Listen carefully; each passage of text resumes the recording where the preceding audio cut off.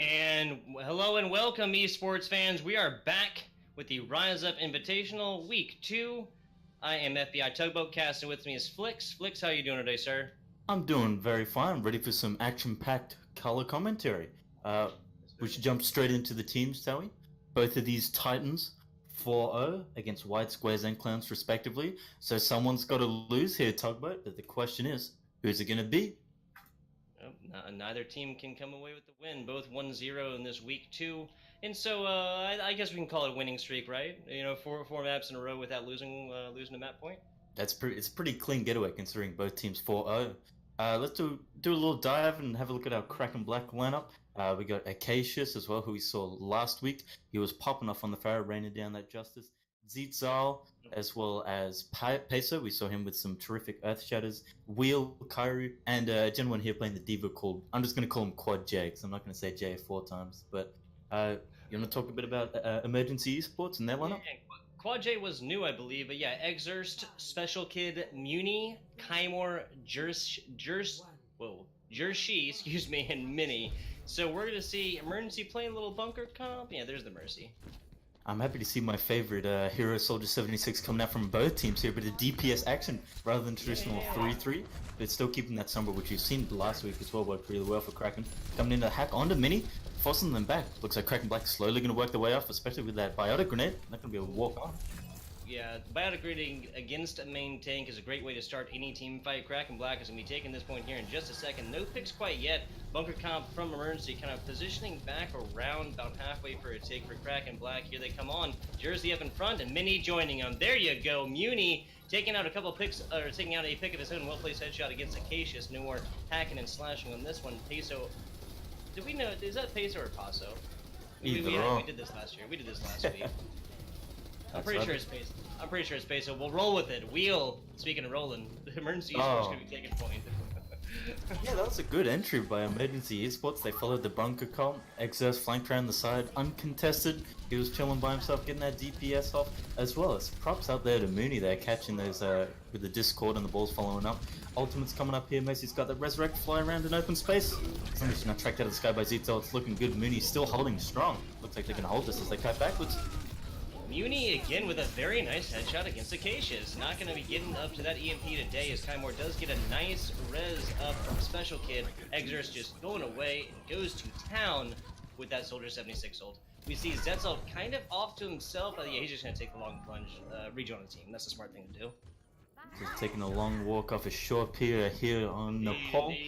As we come back, Zetzel does have that tech visor and pace, so I reckon he's going to go for those environmental kills with the Primal Rage. But Jersey and the rest of the team just hiding behind the point, looking very comfy. But I think the only real prospect here is Pacer. Maybe if he gets a few environmental kills, maybe tries to get excess as they dive on top of him. Oh, the trans answering instantly for the Zetzel. We do have the tire coming out, being deleted down by the attack visor. Well done. Peso now falling. That's the main tank now down for Kraken Black. They'll be fighting at a slight disadvantage here with Muni down. Now that's a little bit more even. They do have Peso's Primal Rage if they so choose. There's the EMP, only getting 2 members. That is Kymore and Jersey. Jersey is going to be A-OK. Can't say the same for Kymore. Now a lot of contesting coming on. Muni switching on over to that Lucio. No more Zenyatta action here. Special K gets bleeded down by Zetzel and mostly the Winston of the other team. Peso just absolutely going nutty now. And now we see an Angry Monkey. Big boop onto the mech, or the end of the mech, excuse me, of the Quad J person here. Mini getting deleted down as well. That's a nice little take here by Kraken Black. Yeah, good retake for the longest time there. Emergency Esports, they were looking tight on the point. We saw Exerce just on the side. He doesn't have to worry about being on the point. He was just standing there laying out some DPS damage. But Kraken Black played it slow. They managed to get the retakes with a couple of those environmental kills, and they're looking solid.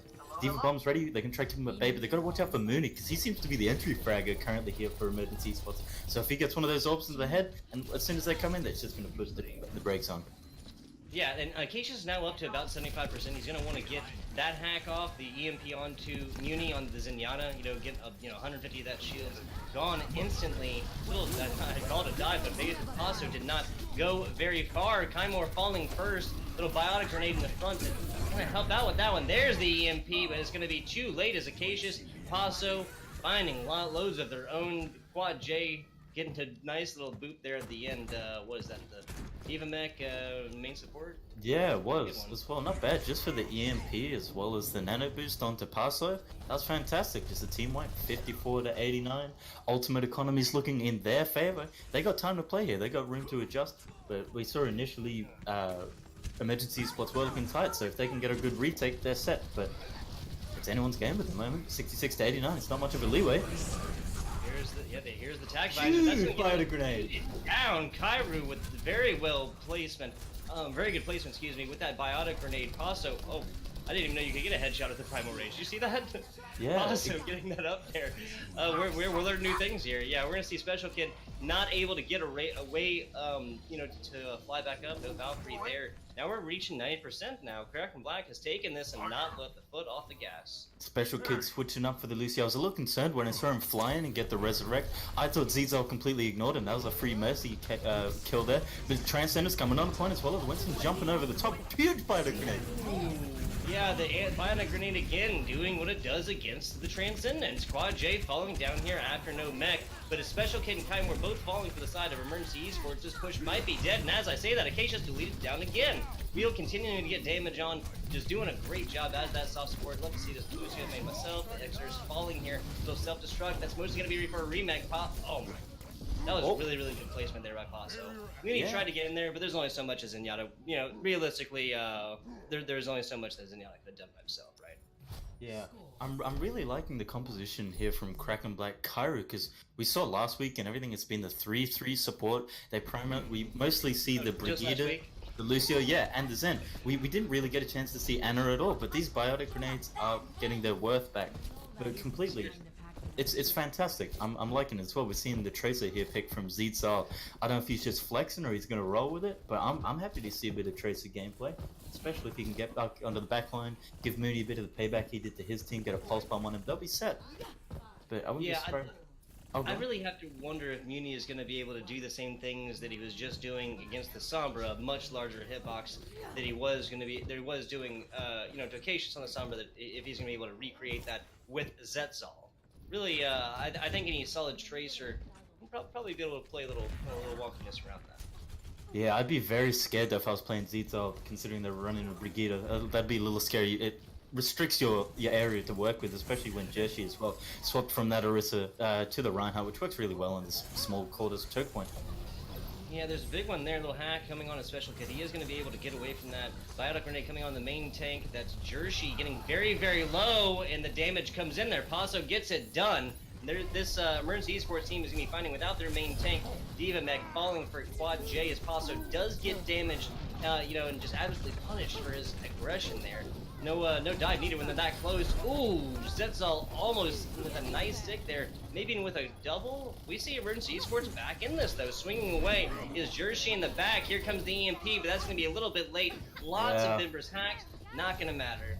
That's damage coming on to Paso now. Now that switches over to Emergency Esports. Yeah, Kraken Black wasn't able to take it. I really like the way Kraken Black were playing. They recognized, hey, we're not going to win in a brawl, so they were kiting. They're keeping all the distance. You see them all encircling the point, keeping them at bay. But I think through a prolonged fight there, it's only good news for XS. He starts getting that energy up. It's going to be a lot easier to chip away. Zeetzal there with the EMP did feel a little late, considering the rest of his team was running up that stairwell. It's just going to shoot them in the foot a little. Mini burning, managed to catch Wheel.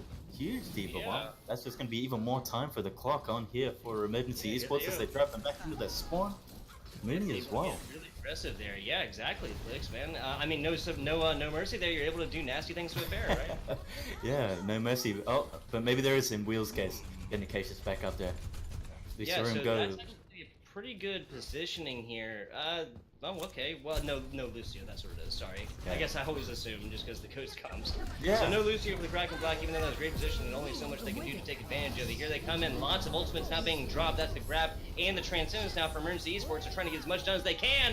Oh no, Acacius does find one, but not before Special Kids gets a shot up in the air. Paso taking out his opposing main tank now, Zetzal not able to get it done here. Exos just pouring out the damage as we see this Emergency Esports keep on fighting. Big res coming onto Acacius, that's going to do a lot for them. This self-destruct, not going to take out Acacius again though. Quad J with his own, that is actually used to take out Special Kid. He wasn't able to get away from that, Slicks. Yeah, Emergency Esports playing it well. It's really hard for Acacius, even though he can snipe in onto the point. As soon as he gets in there, he's in the domain of Excess, and Excess has just been a high energy. Has been close to taking down maybe once or twice if I've been counting the deaths correctly. He's just having a fine time with that high energy. It's really hard as well, especially for Zeetzal. He tries to come in, gets the hack, gets turned on. Sombra doesn't have as much health as the tanks. It's really hard to get in on there. Ooh, Violet Grenade taken advantage of again. That's going to be Mini's mech. Acacius is over there. One more shot, and he's got that barrage. Sure, Exer is actually falling. Oh my goodness. Kraken Black answering with a vengeance. This is going to be a team take for them. No more points allowed for Emergency Esports. They're at that 99. They played that distance there, which is exactly what they want. Desire being killed, their energy's gone back to zero. It's going to be a hard while. Even though you do have Graviton Surge, your right click's not going to be pouring out as much as you like to. Zeetzal here is probably going to wait for them to come through the side corridor, drop that EMP, and I reckon that barrage is what we're going to be seeing. But it's going to be answered by the Transcendence, or it might not be, or maybe a counter grab. We're just going to see as they walk through here, Zeetzal lurking on the rafters, waiting for it. The Translator come down, and the hack. There it is, Muni. There you go. Great positioning by Muni. Does equal a Transcendence for him, but again, not gonna matter. Kairu with a big anti-grenade in the middle, and that'll counter any Transcendence that you laid down. 33-35% in here now by Kraken Black. A very solid take. Dropping that EM. That dropping little, that EMP, anything's in it. yep, yep. But, I mean, the anti-grenade, man, the anti-grenade, I tell you what. Been working well for them. Zitzel lurking up the top. He's gonna get a hack off maybe on Joshi here for the rest of the team to follow up. A lot of ultimates on the board here. Rally coming in, followed by the barrage. Double kill, triple kill, quadru kill. Quad kill is going to get taken out, not able to move by Minis. Self-destruct, but it's not even going to matter when you have Wheel on the Mercy. Now 60% here for Kraken Black. That was as good as you could. As good as you could ask for, right? Yet again, one for the whole team. I wouldn't be complaining if I was Kraken Black. Maybe they should spread it out a little more. Take notes. With this 3-3 that they got running here, it does rely on ult management and their coordination. But it seems like they're getting picked apart by Kraken Black. The zoning from Acacius is fantastic. Here's Acacius now. Speaking of him, he's got the nano boost and he is doing damage. Mini again with a nice anti against him. Cairo has just been melting these out here, placing those grenades left and right. We do see Muni up on point. He's not going to last for very long. Does take out Zetzel before he falls. Now a little res off onto Zetzel, and this Wheel and Kraken Black team going to be at full force. I really am not sure if they're going to be able to get there. There you go. There's a dash by Kaim. We're playing on Acacius, pulling another barrage. That's 3, and I believe up to 7 kills. Yeah, looks like the Graviton Surge coming in, managed to catch Acacius out as they come on a point. Not too high energy, it's going to make him hard as pace. Passer slaps him around the top of the point. He's looking for the hack. Looks like they're going to clean up him and he's going to get demeched and thrown off. I spoke too soon. Here comes the cavalry on the point, but is it going to be enough? They do have the shatter. Here it comes. The EMP comes out and just interrupts that instantly. Oh man, I've played enough Reinhardt to know how annoying that one is, man. Good work for Kraken Black there. It's exactly what they wanted. They played, the members of Emergency Esports played into Zitzel exactly what he wanted. They didn't get to scout as much. They kept going through the small side passages, jumped over the top, EMP, fantastic. And Cairo certainly deserves, we saw those butter grenades, he deserves to take this one. Oh, 100%. That's awesome. I mean, just this Overwatch, right? One would expect it would go to the Acacius' barrage. But I mean, that's awesome, all about it. I think he got the quad barrage, but I think Kyrie got the quad biotic grenade, which is equally as fantastic in this. And also, Kyrie did damage, or no, he didn't nano boost him on the barrage, did he? I think maybe the second one, but not the first one. Yeah. The second one is more of just cleanup anyway. So yeah, a solid little take here by Kraken Black. Emergency Esports did get it up to 99 on one of those, so it wasn't a total roll by any means. And these teams just warmed it up a little bit. Yeah, but taking the control point certainly is going to be good for the morale of Kraken Black. But we've seen as well, the 3-3 composition, the skill really shines in these more objective payload and hybrid type game modes. Especially if we get the King's Row again, we saw fantastic. The team that is the tightest has the ults in the right sequence, and just aggressive triple tank is the business at the moment. But we're just going to have to wait and see what they pull out. I think Emergency Esports here being offered the choice of what map we're going to go to, so we'll just wait and see what they lock in. Between, a little 2CP action, going to choose between Hanamura, Horizon Lunar Colony, and Paris. So we're not going to see Temple of Anubis, right? Yeah, I'm, Paris? I like Paris a lot, man, honestly. Nothing against it. Yeah, I enjoyed the action there last week. Hanamura would be nice to see. Bit of 2-cap, 2CP. Yeah. No draw Anubis. Action. Well, yeah, a little 10 CP. I want to see some 1 minute 30 overtime Bastion gameplay. We saw that busted out last week as well. Wow. Yeah, absolutely. Yeah, and that was on Paris too, and that was really, really cool. I mean, I like Paris because there's just so much literal round positioning that you have to do around a point. You know, like that first point on Paris for defenders is so good to hold on. I mean, even better than what was it, Blizzard World? First point up on the side. Yeah. That one's almost like too high. You know, this one's just open. There's even a little bit of cover there. Come on. And there's plenty of ways to flank, unlike Hanamura, so where it's just one long corridor. You also have the detours to go through. You can take the high ground, which isn't offered on some of those other ones. Yeah, I mean, Acacia's playing that Pharah. I think that if Kraken Black has their way, they're going to be playing with a lot of places that just have that big open area up top. Wheel on the Mercy, Acacia's on that Pharah. I think they're going round in circles, the members of Emergency Esports here. There seems to be a bit of a falling apart at the seams as they try to decide where they're going to go. Debate between Hanamura and Horizon. I like Horizon. I don't I mind. like Horizon too. I like Horizon much more after the fixes. Yeah. I guess anybody who's just I guess newer past few seasons to Overwatch.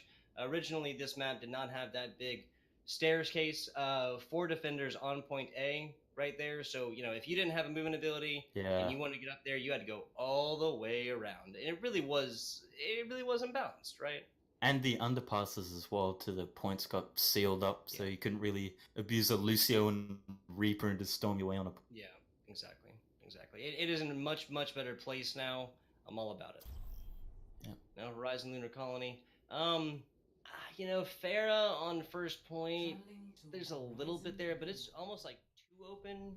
Like these walls go all the way down from top to bottom in very many places here. So there's not a Yeah. whole lot of playroom here. For a Farah to really get. I mean, the whole point is being up and away, right?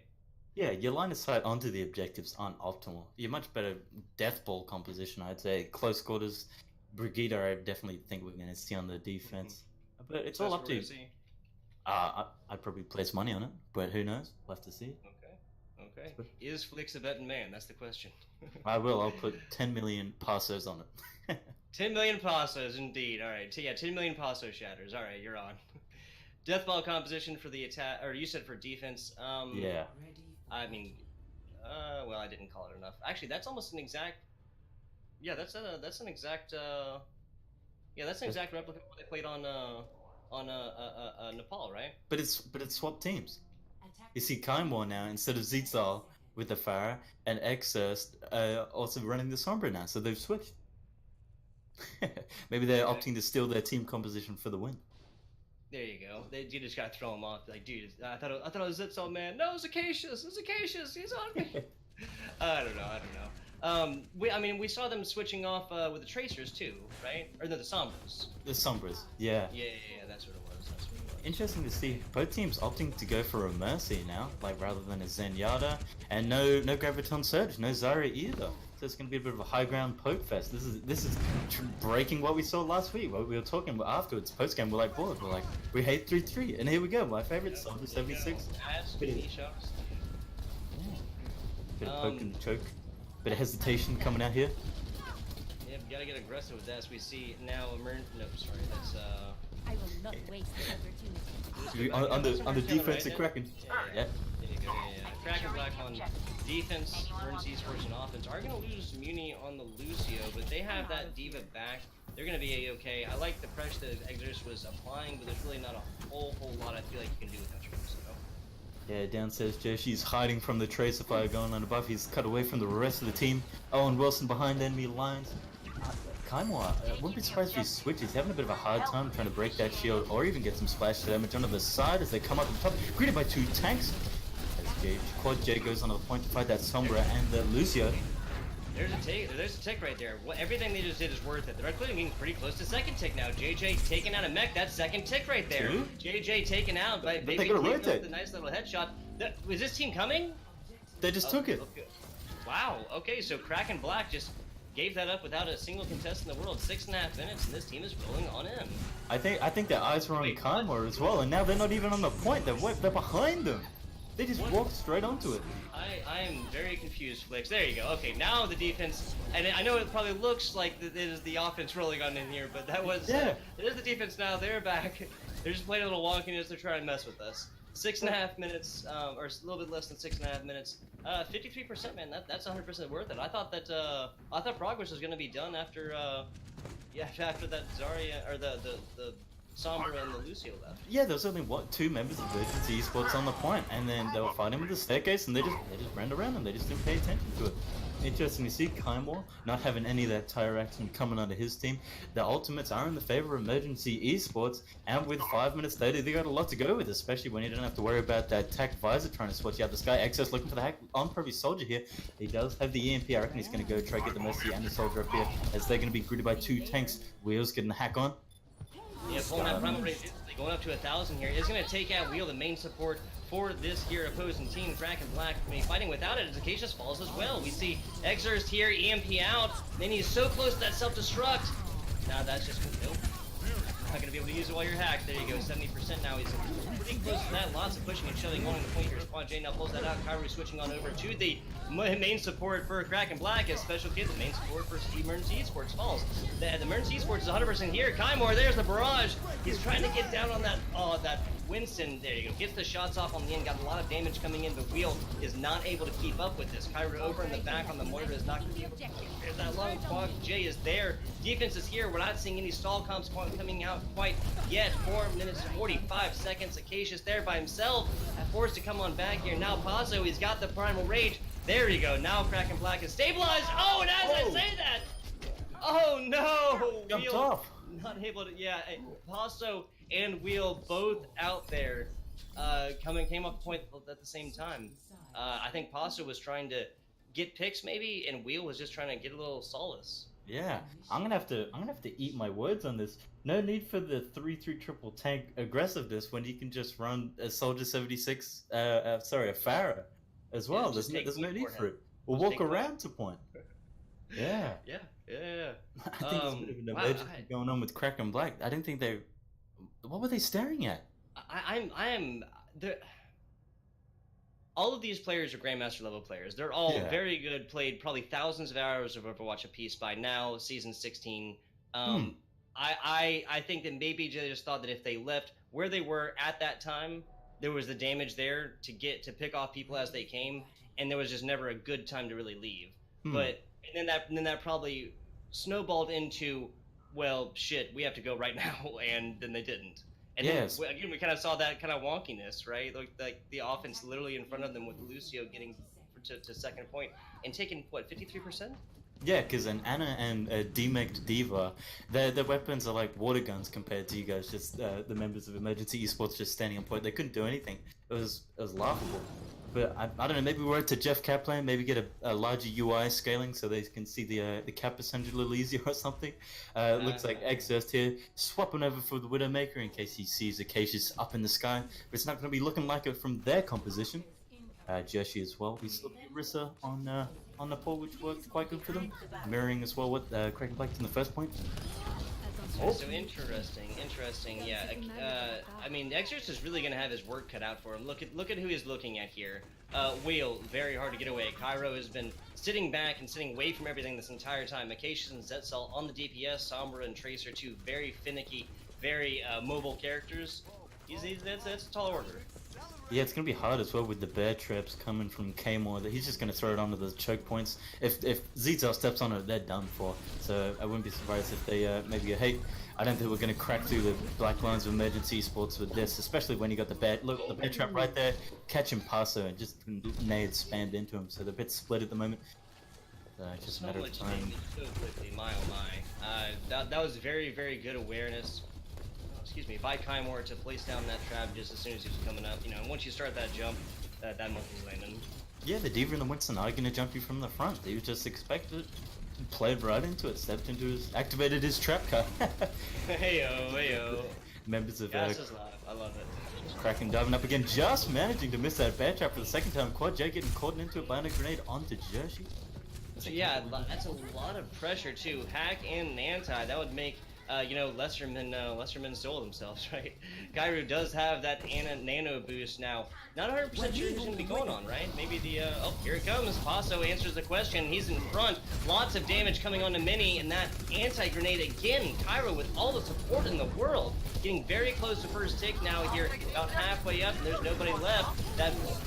Tire coming in, and that's the first tire kill of the day there against the Diva mech.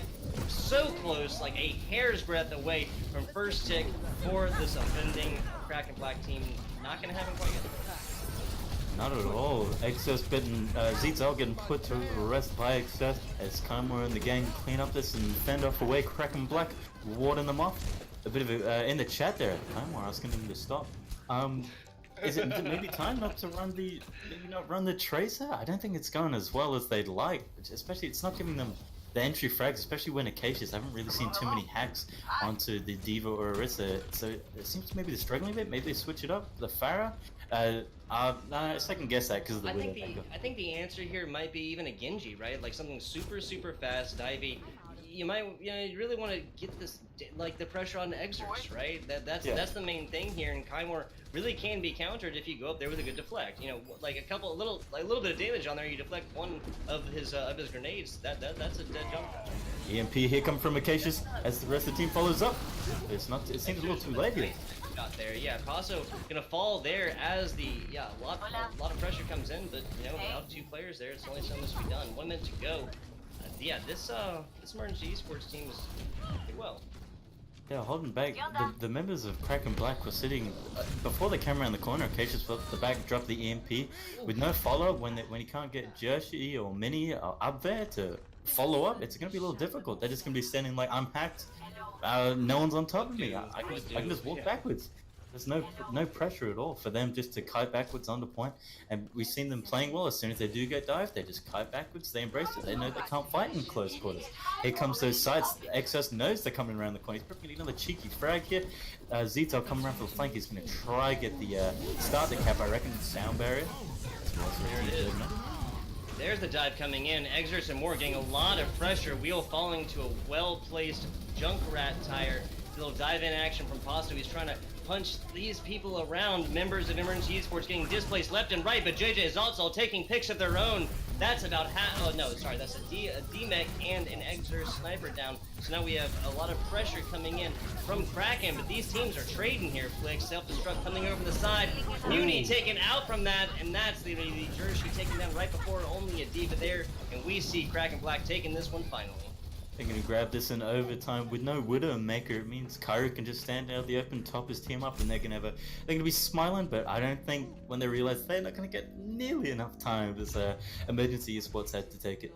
So they just got to cross their fingers, get in there, get it done. Kymore switching up the Soldier 76, double hit scan, Exerst on the McCree. You know what time it is? It's time to stop them in the tracks, I reckon, as they come storming on in.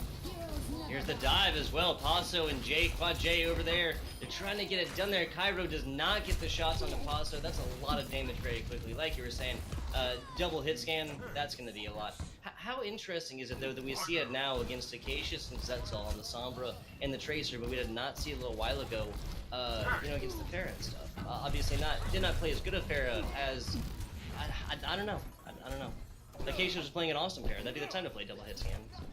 Yeah, they should have done, but they weren't running it initially because Access was just keeping any member of that team that stepped out dead. They didn't have the option here. Yeah. Acacius, again, he does have the EMP, hoping to find a cluster of the members of Esports, but I want Quad J and Pacer to follow up, because if they get it off, they're going to have a good time. Here we go, diving into the backline. That's the supports of Emergency Esports hacked, and that's going to be a great start with Acacius taking the main support now down of Emergency. Kraken Black trying to get in here, but JJ is just going to get melted down. Paso following suit. 2.5 minutes. This push is done, Flicks. It is just like King Kong Jersey taking out Cairo all by himself. Just picking her up, tossing her around. No dramas whatsoever. We got the high noon ready. So. Nah, what was the chick's name in King Kong? Oh, you put me on the spot. Come on, man. You know what I'm talking about. This is Overwatch, not movie trivia, Tag Bud. Jack Black thing. Oh well, there was a joke to be made there, and it's done. It's gone. 2 minutes 15 seconds. Right. 1, 2, 3 ultimates, close to 4 or 5 for the side of Emergency Esports. They're definitely an advantage here. No legends for Paso to knock the team members off the Tac Visor and the High Noon. It's going to be a little scary with no shield, just the DM to hide behind as they eat it. Quad J taking out Jersey, it's going to stop them.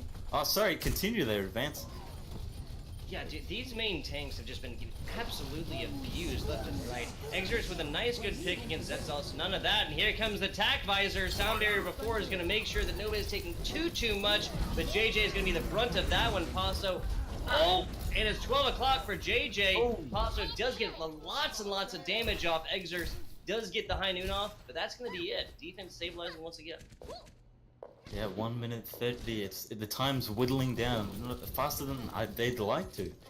Jersey here, they've been playing it well. They've just been. They haven't really had to need to switch any stall picks or anything. They haven't even got one tick. It's just a very scattered fight. Here you go. Now we see, Kraken Black coming on here. Here's the Nano boost onto Paso. He's trying there, but Cairo forced to come on back on that one. He's taking a snooze. No just inside. Mini with a perfect placement of the self-destruct. this again, I think that yeah, they've stabilized. They have a minute left. We really just need to see Kraken Black getting on back there and regrouping. Oh, even more so now that Zitzel, they can have a little extra Yeah. time to wait. He does have those infrared sights. Sorry, not Exos, Zitzel does, so hopefully if they get an entry pick, it'll be good for them. Acacia's switching up, opting for that Genji, maybe reflect some of those Kaimor's bullets back, or maybe the Biotic Grenade might save him. But 30 seconds on the clock, the way that Emergency Esports is playing, it's not looking amazing, especially considering the infrared sight isn't really going to get a quad kill.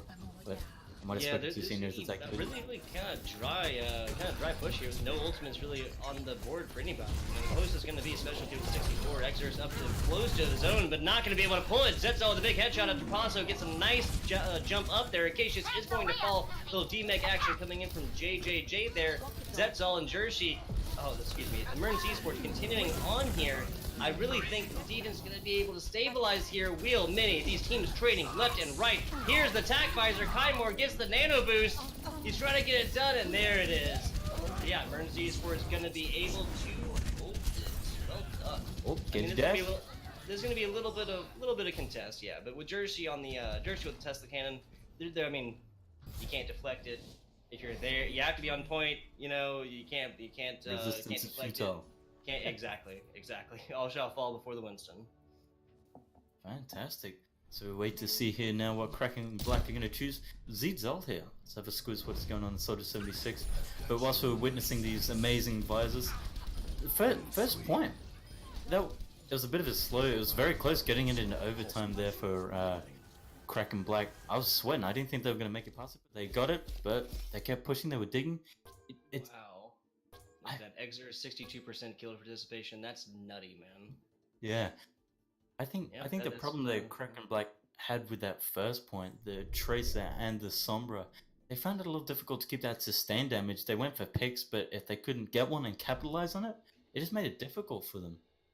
They won't ever get the momentum rolling, and the ultimate economy was in the favor of Emergency Esports. They were just building them up a lot quicker, and they were just chewing through, burning them out. They'd get one pick, and they would just stop them dead in their tracks, put the brakes on, couldn't do anything. Yep, shut down.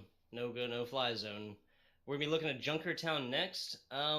What we saw a little bunker action coming out on Nepal. Yeah. I think that was Emergency that played a little bit better, right? Jersey on the Orisa, and Mini, I think Mini or Muni, man, I'm getting these guys mixed up. Was on the Diva, and I mean, for as little as Orisa can move, I don't think we're getting it done.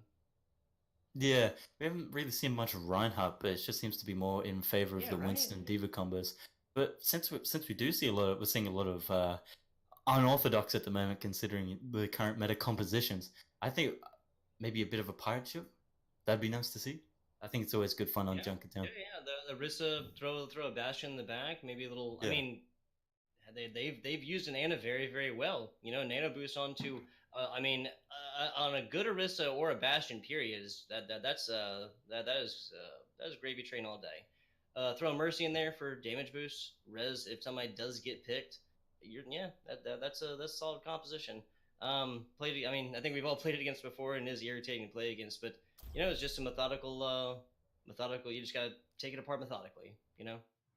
Yeah, still anyone's game as we roll on over to Junkertown.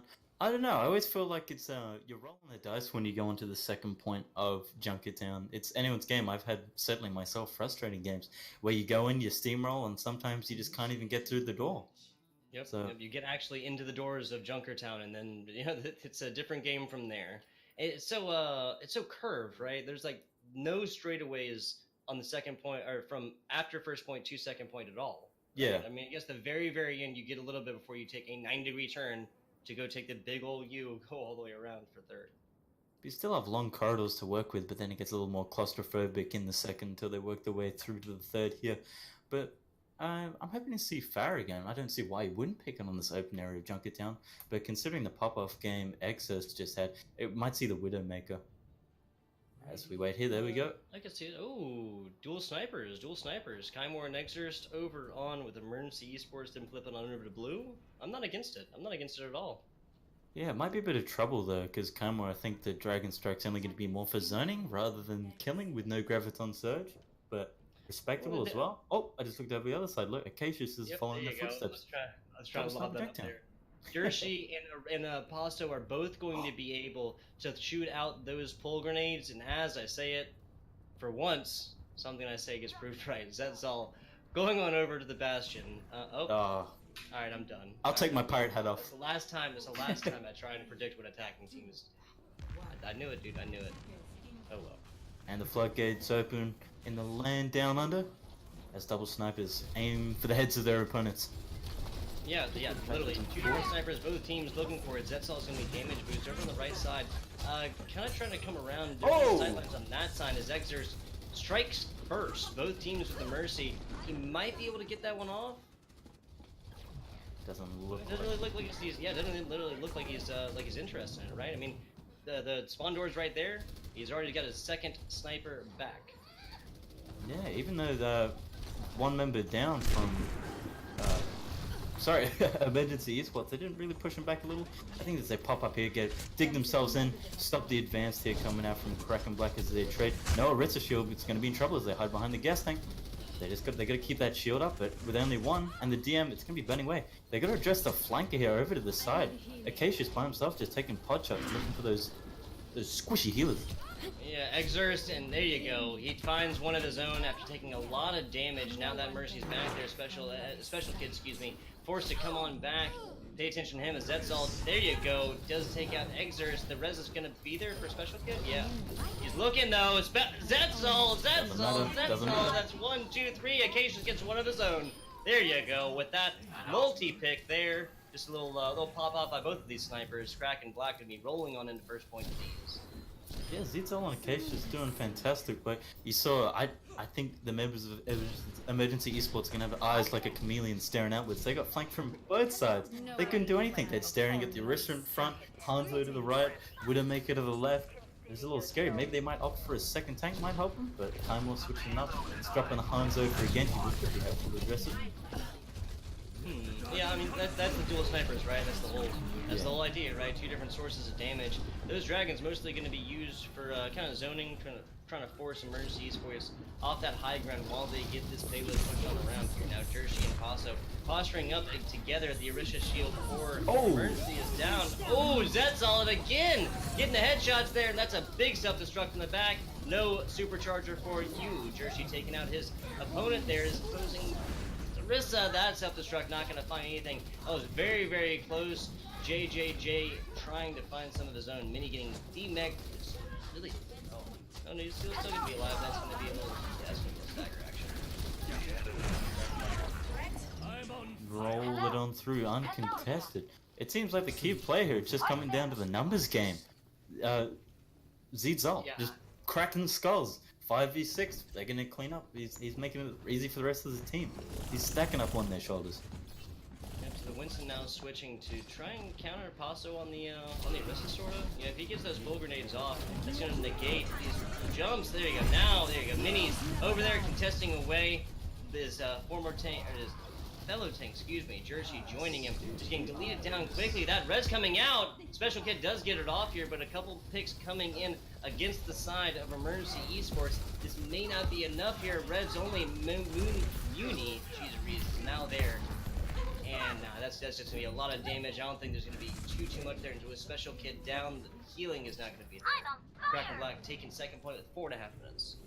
Yeah, they're stacking up the time bank. Kaimor coming up with the blade. It would be good to take out Zetzal and Acacius, but they're really relying on that Dragon Blade. If they don't have it, they can't do anything unless their snipers get a pick, which they don't have anymore. So Special Kid and Mooney are going to be hiding behind that DM. With no shield, it's the Winston bubble or the DM, or you're dead. Like, they don't have much room. They don't have any wiggle room at all. They got to play it 100% or they're dead. Whereas Zetzal is sitting on the high ground behind an Orisa shield. So many layers of protection. He's just having a fantastic time. Yeah, okay, actually a courageous push there. You go. Yeah, Muni coming in to boot that one off. And as that comes, Kaimor coming with the hack and the slash. But he gets deleted down. Kyra with the aim.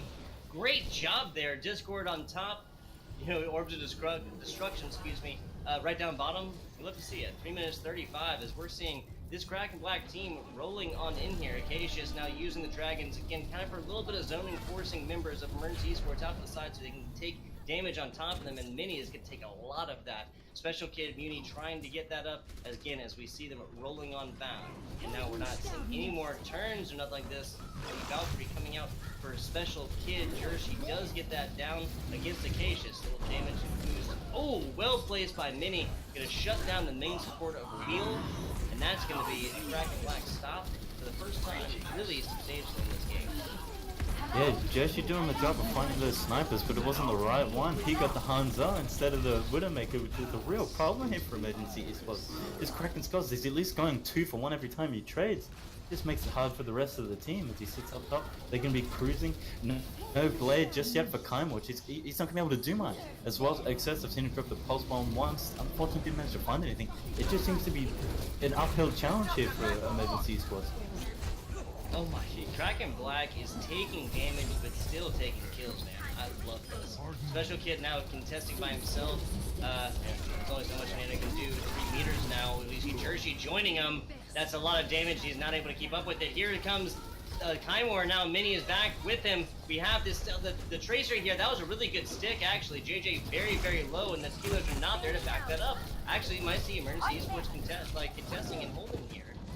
Yeah, Kraken Black giving it where it's due. Falling back, gathering up. Jersey coming over the top, trying to get some kills here.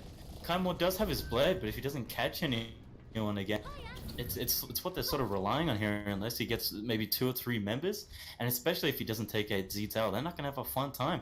No Pulse Bomb, no Nano, no defensive ultimates, it's not going to be great for them, so they've really got to play this blade well. If they do manage to get off, fantastic, they'll maybe hold it, but 1 minute 40, it's a lot of time for Kraken Black to work with.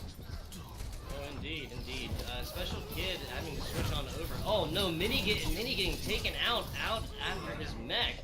Kaimor falling to a well-placed dash, and actually that might be exactly what Kraken Black needs. Little anti-grenade coming onto Pasu. He gets a little bit down, but that's going to be A-okay. Special Kid and more, Pyru and Wheel are there. Less than a meter to go. Mini is it. Here comes the blade. He's probably not. Oh! Kaimor trying to get it done himself. Not going to happen, man. 6 players that know how that is. The last minute switch there from Kersey to try and stall time. But Kraken Black, very respectable with just over a minute extra. It could have been a lot worse, but Emergency Esports not giving in. They pushed back and they dropped it down from about just under 2 minutes to 1, which is good for them. So can they come out swinging as well? Maybe they will opt for those double snipers. And considering the map, it may just be an defensive advantage that Kraken Black had. If they pull off the same flanks, it might work just as well. But time will tell. I could see it. I could see it, Flix. I mean, especially the second part of that first little push is just so open in the second part. You know, I mean, it's who is it back there? It was Exorcist and Zetzel just going to town, shooting left and right, headshots left and right. And I mean, Zetzel was the one who came out on top, but he wasn't able to do that until Exorcist was taken out himself. You know, he can't really have the open rain, just sights everywhere to, you know, pop heads on these mercies and whatnot. Yeah. It'll be interesting. It'll be interesting. We're only talking about defenses. I made the mistake last time. Zetzel and Acacius back out on the dual side. Yeah, switching it off there. Well, let's brainstorm. What can Emergency Esports do against this double sniper composition? They were diving, which is good, but it just wasn't enough.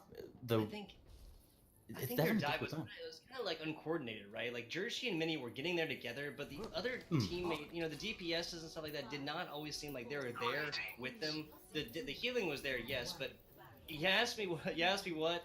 I mean, Jersey on the Orisa, maybe throw in Reinhardt. Dual snipers with extras behind it. Yeah, 2K gives gives you the mobility as well to turn as well, especially considering how much they've been flanking. But Kaimor here, maybe he's giving them a taste of their own medicine. Kraken Black reconsidering how far they're going to go forward. Cage is pulled in, Mini catching up to him, and just managed to tag a kill. Put him in the body bag, going for the res, but Mini's not having it. Oh, Paso barely gets out of that one with the, just absolutely burns down the Orisa shield. Paso getting very, very low again. Exors is pouring out this damage. Mini with the damage Discord orb, and I mean, Special Kid there too. Yeah, that's gonna be a no second shield necessary, right, Flix? No, not at all. I was questioning it at first, but double snipers aren't gonna break it as fast as they like. Exerts managing to clean up the members here. They're on their way to Treasure Island. I'm switching over to my, not my thinking cap, but my pirate one. And a resurrect. Even better to point to. Yep, full 6 here. Oh my god. Acacia's come flying out of nowhere like Batman with that bow and arrow, just 4 or 5. Yeah, there you go. BM in the chat as well. There you go, You love to see it, So Exodus will be joining his team again in just a second. Of course, they have that the short spawn now. 5 minutes rolling on a sec point is a great position to be in.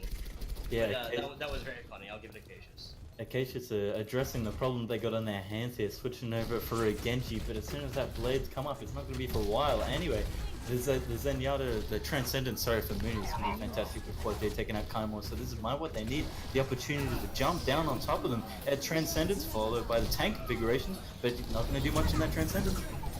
Kairu's actually did a good job there. He blocked at least 1 shot from Exers. He's going to fall out there without the necessary support. Special Kid did pull that Valkyrie towards the end of that, trying to get the Battle Mercy thing done. The dream is dead though, unfortunately. Oh, Mini is going to see the nastiest stagger of 2019.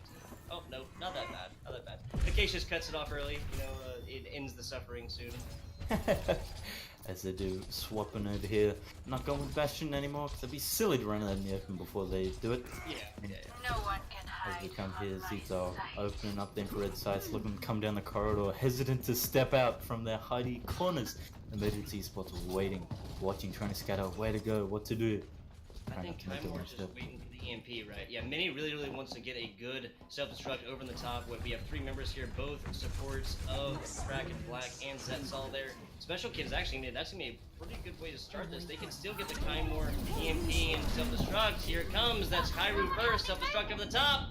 Oh, just barely gets caught by the lift. Damage not over the top. So that's going to be a answering self-destruct. Mostly, I feel like, used for, JJJ is just going to be using that to get back in, back. This is emergency Esports rolling on in there, and they stop in their tracks. Yeah, I think Mooney might be a little upset with himself. He dropped the Transcendence just after Special Kid was caught about by Pastor. So that's a little unfortunate. You always want to get there before, right? I mean, obviously. Yeah. It's not a Valkyrie, you can't res. Yes, sir. So both the tanks of Emergency Esports up here, Mini and Urshi, they're kind of just waiting for people. There's no need to push them quite yet. One more. There's another EMP answering it. Kairu does not get taken out in that. Great job staying away from that Transcendence. Oh, Exers realizes that anti-grenade is not done, gets a stick on there, and gets it done himself. Blade coming on out here from Acacius, he's got a little damage boost up his butt as well. 3K by that one. That's going to be a solid little stop by Kraken. Zetsal ending it up on Jersey. That's going to be all but a team field. Yeah, Acacius making a bit of emergency esports sushi as he does his uphill. I'm certainly happy with that. The minefield for Jersey, but they've got to do the walking. It's not really they're not going to deny any ground to Kraken Black. They're set up exactly where they like to be. Acacius doing the deflect. Wills, they're running into this fight with the minefield. That's it. The deep bomb's not going to be up initially. They can't start and engage with that, so it's just a matter of using that effectively. And they just kite backwards off the high ground. It's not optimal for them. DMAC coming out from Mini as well. Seven back can be taken out.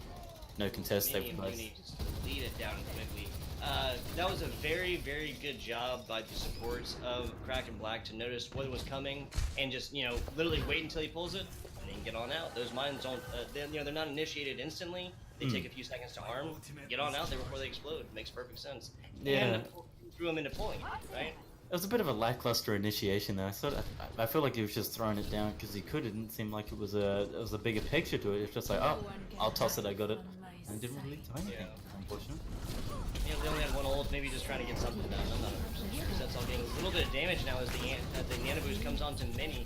Trying to get it done here. He's putting pressure on the back, but Zetsal's just kind of far away. Paso getting a pick of his own. That's going to be the Tracer beaten down on away from this payload. Little recall action. That's going to be Exers pretty much by himself. Yeah, Kairu, Paso, Zetsal, JJJ all getting one of their own. 1 minute to go here, Flix. Yeah, Jeshi by himself jumping on the 2 supports and a Widowmaker. Hammer doesn't have the DPS output to be dealing with that. He can't assassinate any of the members of Kraken Black, so he's two supports and a Widowmaker sounds like a band, like a really good band. Yeah. Sorry, what were we saying? That's I lost my train of thought. I said he's gonna have a hard time. He doesn't have the DPS output to assassinate any members of Kraken Black. Oh, I spoke too soon. No supports nearby. That means Zeetzel's dropping. Yep, Exer's falling, Zetzel falling the other side. That's mean no sniper shots coming in here as Acacius does fall as well. So Kraken Black can be playing this a little bit of a disadvantage. He's getting the res up. Acacius does have that nano or that blade. We need to see that one here soon. Cairo, of course, does have his transcendence as well. When that comes, they're not even gonna need it. 18 seconds. That's one fight territory. Yeah, they emergency esports opened that strong. Jershi diving onto Zeetzel. The supports were in the back, healing up, took him out for 5v6. It was looking good, but Acacius is coming with the blade, clean up, and then no defensive ultimates. Mini back here, who's dying as he pushes the cart, uncontested. Zeetzel trying to find it. It's not gonna be anything. Mini cruising on. Mini's getting a lot of, Mini just got a lot of distance by himself here. That's gonna be 100% worth it one way or another. Kymore Jershi finding some of their own. Oh my god. That blade just getting shut down as soon as it comes. That's Emergency Esports taking a second point in overtime. Well done. They just didn't, they took first point in overtime too, didn't they? Yeah. Yeah. That's wow. Mini just touched yeah, pressure makes diamonds, right? MVP right there, did getting that. Almost like Overwatch League with the back cap there. So I think it was the London Spitfires. That was incredible. Class 69. That doesn't, yeah. Not yet, Chad. Don't want to run for the C9 quite yet. I'm sure it'll happen at some point. I mean, it's Chad. You can say whatever you want. Emergency Esports looking aggressive. Yeah. Ooh, pulls it, but gets left down instantly. Special kid trying to get it done, but somebody was whipped him up. It's not gonna be fun. 45 seconds to go here. This is yeah, up in top. Okay, excuse me. I thought Wheel had pulled that Valkyrie already. It looked like there was multiple teams going on there. If not, Emergency Esports taking multiple picks here. This Foster just getting deleted down there by himself. Kraken Black now playing off the defensive off the back row. They're going to have more time, but will the Zetzel switch on to McCree be enough? It's very difficult. No flashbang, no hard CC Acacius. We saw him did get shut down last time. He did draw the blade, but if this time, if those sorry, who was it last time? I think it was Kymore took him out. If he's not as accurate, it's going to be devastating here. As they're rolling, they can't kite them back too hard. Coming on strong. Zetzel's taking him out. That looks like it could be the end here for the push. It's 3 ultimate, 4 ultimate. Both up the trucks. One's going to be used for Remac. One was an honest attempt. Didn't find it there, though. Extra's getting it down against the Baby Diva here. Acacius trying to get it done, but Jershi is absolutely relentless. Special Kid as well.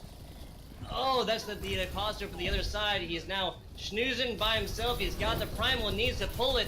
He's going to try and buy a little bit of time here. Members of Kraken Black really need to get back, but Emergency Esports can be the one pushing it in here. Here comes the blade. Kymore's looking to make himself some sushi. 5 meters to go. We now have the main tank back here. Little switch on over to the Moira for Cairo, who's going to try and get this up with his healing orbs.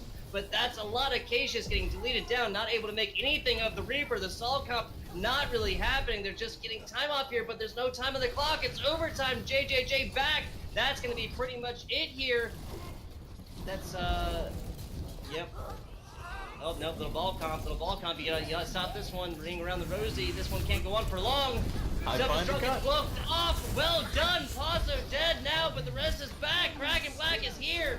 Acacia's getting very, very low. Oh, and these other 3-4 members falling. Oh, man, that's crazy how long Pazo was able to hold on to that. Is he gonna be able to get back there? Oh my god, 0.02 meters away! The boop onto JJJ.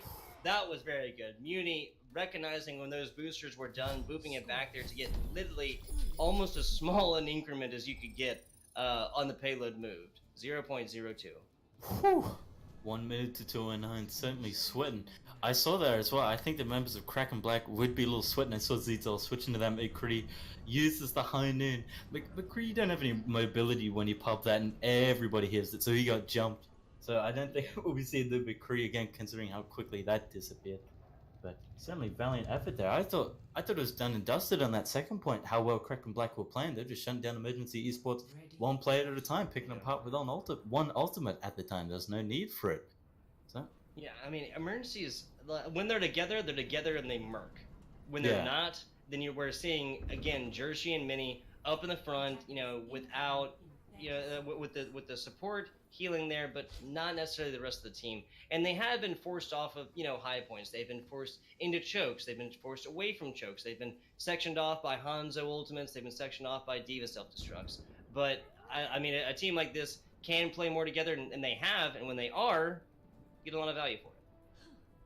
Yeah, Kraken Black going for the double sniper like they did on the offensive, but it looks like it's going to be running again. Emergency Esports popping out with that Bastion. If they clean up on the first point, they're certainly going to get a good time advantage and recover what they lost in that OT push as they certain up. And steam on forwards. I think that's members of Kraken Black now recognizing the Bastion. They really need to kind of figure what they want to do here. Exers with a nice headshot. Or excuse me, I messed this up again, didn't I? Emergency Esports from the defense. Yep, gotcha. Sorry, I goofed you up. Emergency Esports coming out on defense. Yeah, gotcha. That's Kraken Black on the red on the defensive, right? Emergency Esports blue trying to push here. That Kymor on the Bastion is in a very good position here behind this Arista shield. JJJ is trying to get damage on. It's just kind of funny seeing the Bastion shooting all the way up at an angle there. Cassius does get that damage boost, but his healer's jobs are just really cut out for him, especially with Exers and Kymor just leading damage down so quickly. Kairu, JJJ, Wheel, all falling before the Bastion. This, Junkertown really is Pirate Ship City. Kymor was almost dead, stopped in the tracks. Emergency Esports just got the body block off. Did manage to save him. Fantastic work by him. It's the second point though. Are they going to be stopped halfway through? They had the momentum, but it was still taken down. But Mooney, he's eyeballing that Q key. He's ready for the Transcendence. But considering the Dragon Strike's coming in, it will either push them off the cart, or they're just going to sit there inside that Transcendence. Yeah, I mean, that's what only one ultimate from the side of for Kraken. They only have the dragons. Nana Boost doesn't do anything for that. It doesn't give you extra damage. So what are they really going to do here, especially given that this is going to be a very mobile composition to get away from the dragons? They're doing a great job of staying away from it. We do have Dershi down here. As I say that, pulling the Transcendence instantly. Kymor's got it down as well. Oh, Exers continuing on with these headshots. This is just the Kymor and Exers show. Yeah, Cassius there looking to use the Dragon Strike onto Kymor. Props to him. He was playing off the side. He just blindsided Kraken as they jumped over the top and just cleaned him up with that tank configuration. No hiding on the payload as they come around the corner. They should get it here, but I think Cassius might just fly out with the dash or quad jet as well. They might just be able to touch. What? Oh, yep. Coming out. Yeah, they're definitely going to be able to touch. JJJ is there now, spreading apart. Now, that's a very good job by both these things, assuming either position, putting the other tanks in the middle there. Self-destruct coming over the side. Ooh, special getting Kymor, and the dream is done. JJJ has wrapped this one up nicely. We do have a self-destruct here. Oh, he's just taken out by it. He wasn't able to get away from. Oh man, I thought he had it around the edge of the. Oh, Zetso's there. Oh man, I thought that was done. Mini pushing it all the way. Well done, Mini and Muni now up here. Wow, that was very, very well done. I was close. I thought Tito was gonna get headshot, and that was gonna be it. That was gonna be the dream put to bed. Yeah, no, I mean, him getting the damage off in the Exers was, that was the beginning of it, but it's a tall order to try and take down a full Diva mech when you don't have recall. Now we see a lot of Kraken Black members. They are going for blood here. They don't want any more pressure. They don't want any more distance. D-Mech coming onto JJJ after Exers does exit this one. Kymor is back on the Bastion with lots of members and lots of targets just spread all around here. Cassius does have the blade. He's getting very low. Is able to get away from that one. That's Kairu now over here. Sound barrier falling, and he's gonna have a little bit done here. Eating. Oh, the Zetsul Tracer bomb. That might be it. Mini might have it done. Multiple members falling for the side of Emergency Esports, and very well done. That blade for Acacius, ending that one in kind fashion.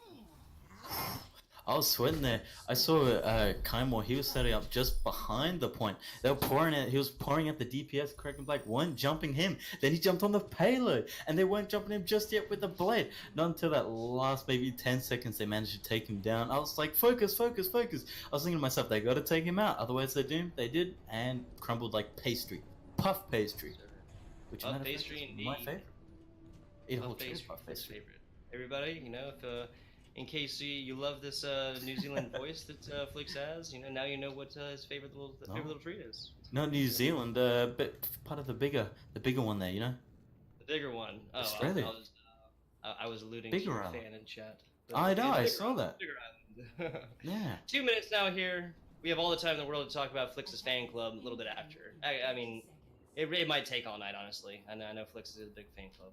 Impressive though. They got it quite fast all the way through second point with 1 minute, pushing it in OT. But 2 minutes. If they play their cards right, I don't think Kraken Black are gonna get far whatsoever.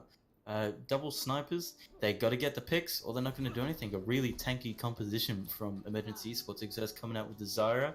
But they do have the Karu does have Zenyatta, the Transcendence, which would be nice for them to stop it and negate it. But it's just a matter of how they come out. They're coming out swinging offensively. They're expecting that Bastion by the looks of it. Yeah, that Goats comp was here definitely, with Mini on getting the DM onto the Bastion, but that's not going to be here today. Acacia's getting the damage on. He got very, very low. He was met with an entire cadre of members. That's all getting shots on Acacia's. Man, this dual sniper combination is getting it done, Flix. Yeah, Mooney and Special gliding into the back lines of Kraken Black, but not managing to take out as many as they like. Bit of a skirmish, no high energy. It's just shooting to the rooftops. It puts it back. Yeah. That was just a slow burn there, as they say. Zetzal and Acacius almost all the way up to ultimate, and you can tell how much damage the members of Emergency Esports were able to do because of how high Kairu and Wheel are. Yeah, so almost up to that Valkyrie. So close to the spawn, they couldn't sustain that fight at all. Maybe Special Kick should have amped it up and they should have just packed up. They should have walked back rather than playing so close to the spawn. It's just a matter of time before they got taken out. And it has punished them. They're 2/3 of the way there. Here comes the Dragons. Oh, Exer's taking a lot of damage in there. It looked like he tried to farm it for a little bit of laser damage, a laser charge, and did get that one done. So Jersey now on the Reinhardt. Got that big rectangle up. He's very, very low. Not a whole lot of burst healing coming out, or any capabilities really from Emergency. They do have that Chimera shield pack. That's going to be pretty much it. Well-placed Fire Strike, and that's going to end that Supercharger very quickly. Self-destruct up the side. Oh, doesn't get it. No, sorry, does get it on the JJJ's mech, but he uses that one. The remech not going to happen. 30 seconds here. Kraken Black playing off the back foot. Yeah, as they work their way backwards, Dragon Strike coming through mid. Kraken Black though, Zetzal having a hard time trying to kill Zara in a headshot isn't gonna work as nice as he'd like to. I saw Zetzal, that's where I'm getting zoned there as well by Mooney. They were playing a bit of cat and mouse on the stairwells. Zetzal 2% switching over to the Zara, but he's not gonna be able to build any charge. I guess it's gonna be. Oh, Shadow come down to catch two members. Are able to touch. JJJ barely gets there. The Transcendence coming on out here for now by Muni. This might just be a little bit of cleanup, honestly, Flix. JJJ very low in the front, swinging away is Paso. Oh, Jersey gets called out. That's the main tank now down for the side of Emergency Esports. The dream is not yet dead. Paso also down. No main tanks to be seen on this one. As I say that, Wheel, Acacia is taken out by their counterparts, and that's going to be a clean hold by Emergency Esports. Ooh, very well done. Is that 2-1? 2-1. 2-1 for Emergency Esports. Okay, so are we going to see one more map, or are we going to go to a game 5? Maybe. One way to find out. Kaimor and Mini as well on the Diva. That last push to save their bacon, but they didn't even. Kraken Black didn't even make it through the first point, so they were looking pretty solid anyway with that short push. How interesting. How interesting is that Emergency Esports burned through all of their time? I mean, barely even halfway to first point. Got it all the way to third. Especially as well in that last 1 minute or so, Zetzal switching over to the Zyra. It doesn't help them as much.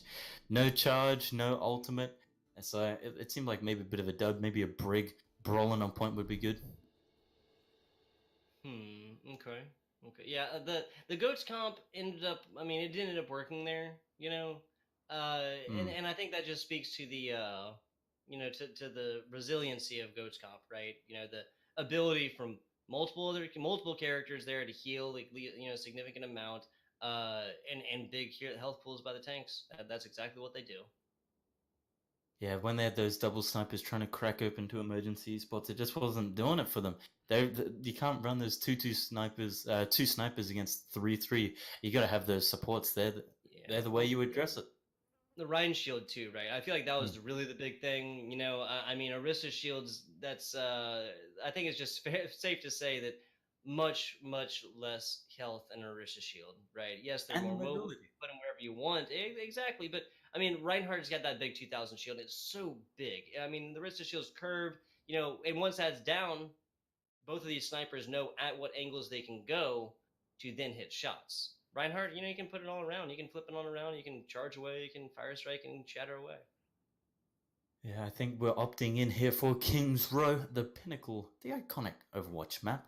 But is it going to be Zeta going to opt for that Widowmaker? We saw last week the matchup between Kraken Black when they were fighting the White Squares.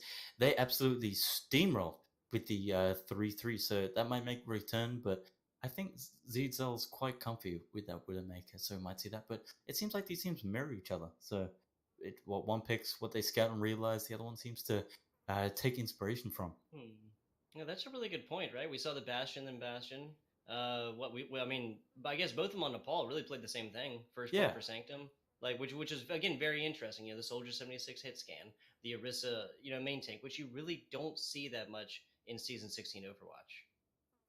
It's quite an unorthodox pick, but if they both do it, then it has a better chance of working.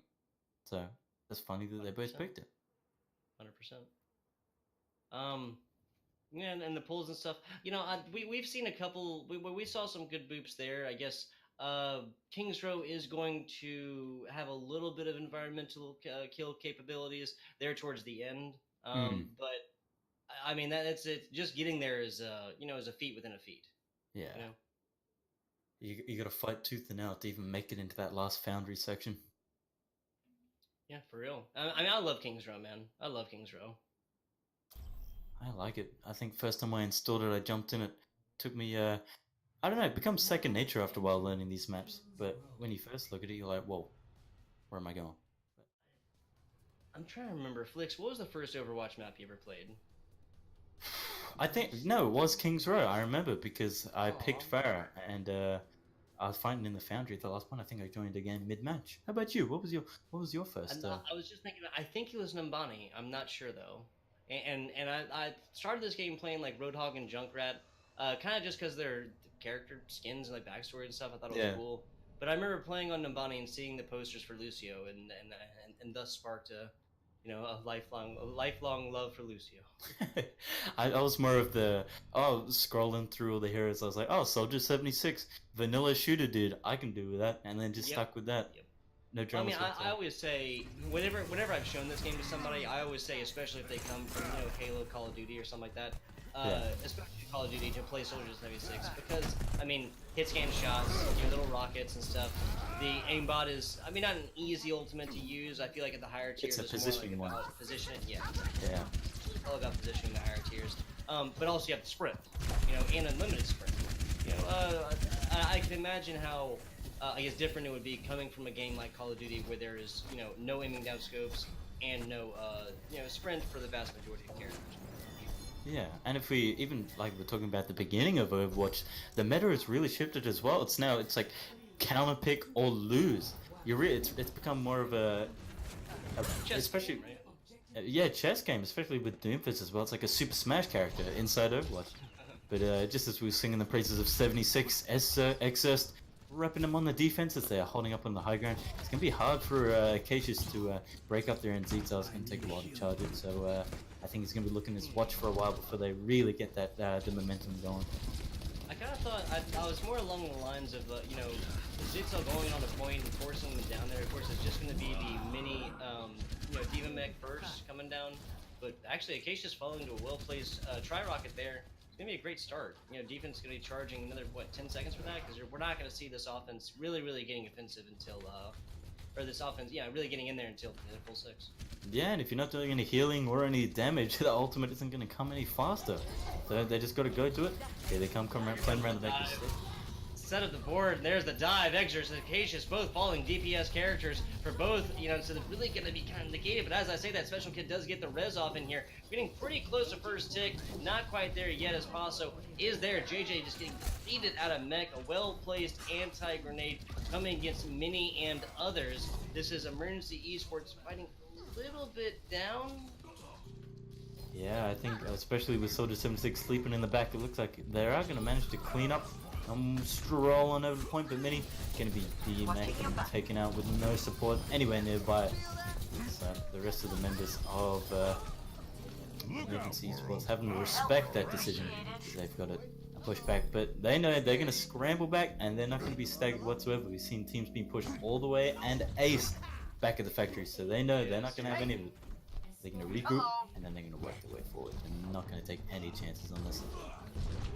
And I can see it. I mean, Wheels and Lucio did have the capabilities in there, but it just really seemed like the team wanted to do it so much. You know, they are playing more divey, but once you use those moves, then they're gonna get out. Here comes Acacius. He's got the nano boost, swinging and hacking. There goes Special Kid. He's trying to find Curse and Exorcist in the back. There's two right there. Kaimor also falling, and only gonna be Kairu falling for the side of Kraken Black. We have a lot of very similarly named characters here between Kaimor and Kairu. The team fight is going to be pretty low here. Oh, actually, Wheel, no! You hate to see the so low sound barrier inside the Winston bubble. Not only that, Emergency Esports did drop the Transcendence by himself. And then for the price of a couple ultimates, they did return a few, but they had like a solid 4. Kraken Black already after, as soon as they used that blade and the nano.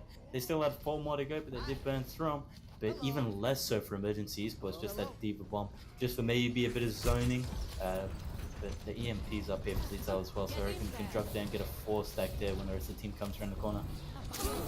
Yep, there's the EMP. Got most of the members. Jersey, the only one not caught in the middle of that one. Muni falling to a well-placed dash after all of his heals is gone. EMP'd away. Self-destruct, and that Mini's got it right, JJJ has it right on top of that barrier. Little position up in the air.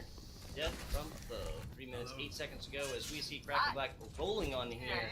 Very, very definitive and advantageous hold with the dive competition. Yeah, a very aggressive style coming out from them, and it seems to be working well. Why wouldn't they switch it at this point? They just EMP and they blade, no dramas whatsoever. Just EMP and blade forehead, absolutely. I mean, it is a great combination. I mean, EMP is just good for you. The EMP is just good for you. It might sound like an obvious statement. Here comes that. There you go. That's the Acacius Nano Boost show again. Exers Kaimor again falling first. Muni is in the bag, but he's not going to have that Transcendence anywhere close. Sure, she just getting beaten down as members of Kraken Black answer in kind. Yeah, Special Good just floating around.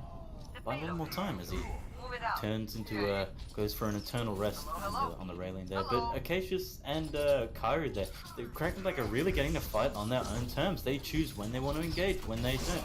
I just saw back there, Exo switched it up, maybe trying to get the flashbang to stop him in his tracks, but doesn't seem to be doing enough. Mini dropping that deep bomb down the middle, doesn't manage to catch any of the members. Kairu and the team fighting backwards. That frontal assault coming back from Emergency Esports. Yep, 3 minutes 30. Mini is now here on the back, also just getting deleted down. I think Exter's switch on the McCree is probably a good idea. JJJ might see a nasty stagger here. Nice, yeah, he's gonna take a long haul. Yeah, with no shields, it's an optimal pick as well. But he's very limited by his mobility if he does ult, or he could get it reflected into him by Acacius. So, but the members of Emergency Esports spreading out now, they know Zizal's probably got that EMP on deck, ready to go. He's just trying to drop it where he wants, and they'll get collapsed on. But playing their positions well, staying wide. Yeah, I like what Emergency Esports is doing here by keeping Mini and Jersey very, very mobile. Here it comes, Acacia's trying to pull it again, but this time they have the Transcendence. Special Kid did drop the sound barrier as well, so Mini and Special both dropping theirs. Might be 12 o'clock. Oh, not gonna matter. JJJ taking out 2 there. Jersey and Exers both getting deleted. Not 12 o'clock for you, my friend. Uni falling as well, and we see the blade coming out from Kaimor trying to get it done. Not gonna happen. Melted by that Tesla Black rolling on in here, and yeah, man, that's just what Winstons do. Exers just not able to survive it for any amount of time on point. Oh, the wheel with a nice boop again. That's gonna be the wheel boop on a Mini yet again to force them out from contesting. We saw it on Horizon Colony. The McCree regret. It's not working out. They pop that hone in and he just get jumped. It's a sad time. Sad time. Yep. I like what I like the idea, right? They really need to shut down the Acacia's blades, just straight up. And a flashbang is a great way to do that. Fanning the hammer on him, if he's got any damage on, even with the nano boost, is a great way to start the damage on him, or even finish it up. You know, I mean, you get a fan the hammer, you melee on top of that. You know, with other stuff, that's at least a good start, like I said. But Yeah. it just wasn't executable. Maybe a Grav or a Zara would have worked well for them as well, just sucking them in the middle, focusing on them. That's most of their damage gone. Two ultimates, sorry, negated. So Yeah, I wouldn't have been against the Zarya at all either, especially a little bit more tanky. yeah, Who knows? looking Hector's good. not playing that Sombra. So there's as well a persistent theme through this evening, and why wouldn't you? Been working well for both sides. Does it do a little friendly quad J spray in the doorway? A friendly greeting coming from members of Kraken Black as they try slowly put them into a pending doom. But let's have a look here. Over in the members of Kraken Black, Acacia's switching over for the Brigitte, which is what we like to see more of that. The 3-3 exactly mirror match. But Kaimor as well. We haven't really seen him pick up the Pharah, so it might be hard for him to get those cheeky picks on the supports. But a bit of a scouting game.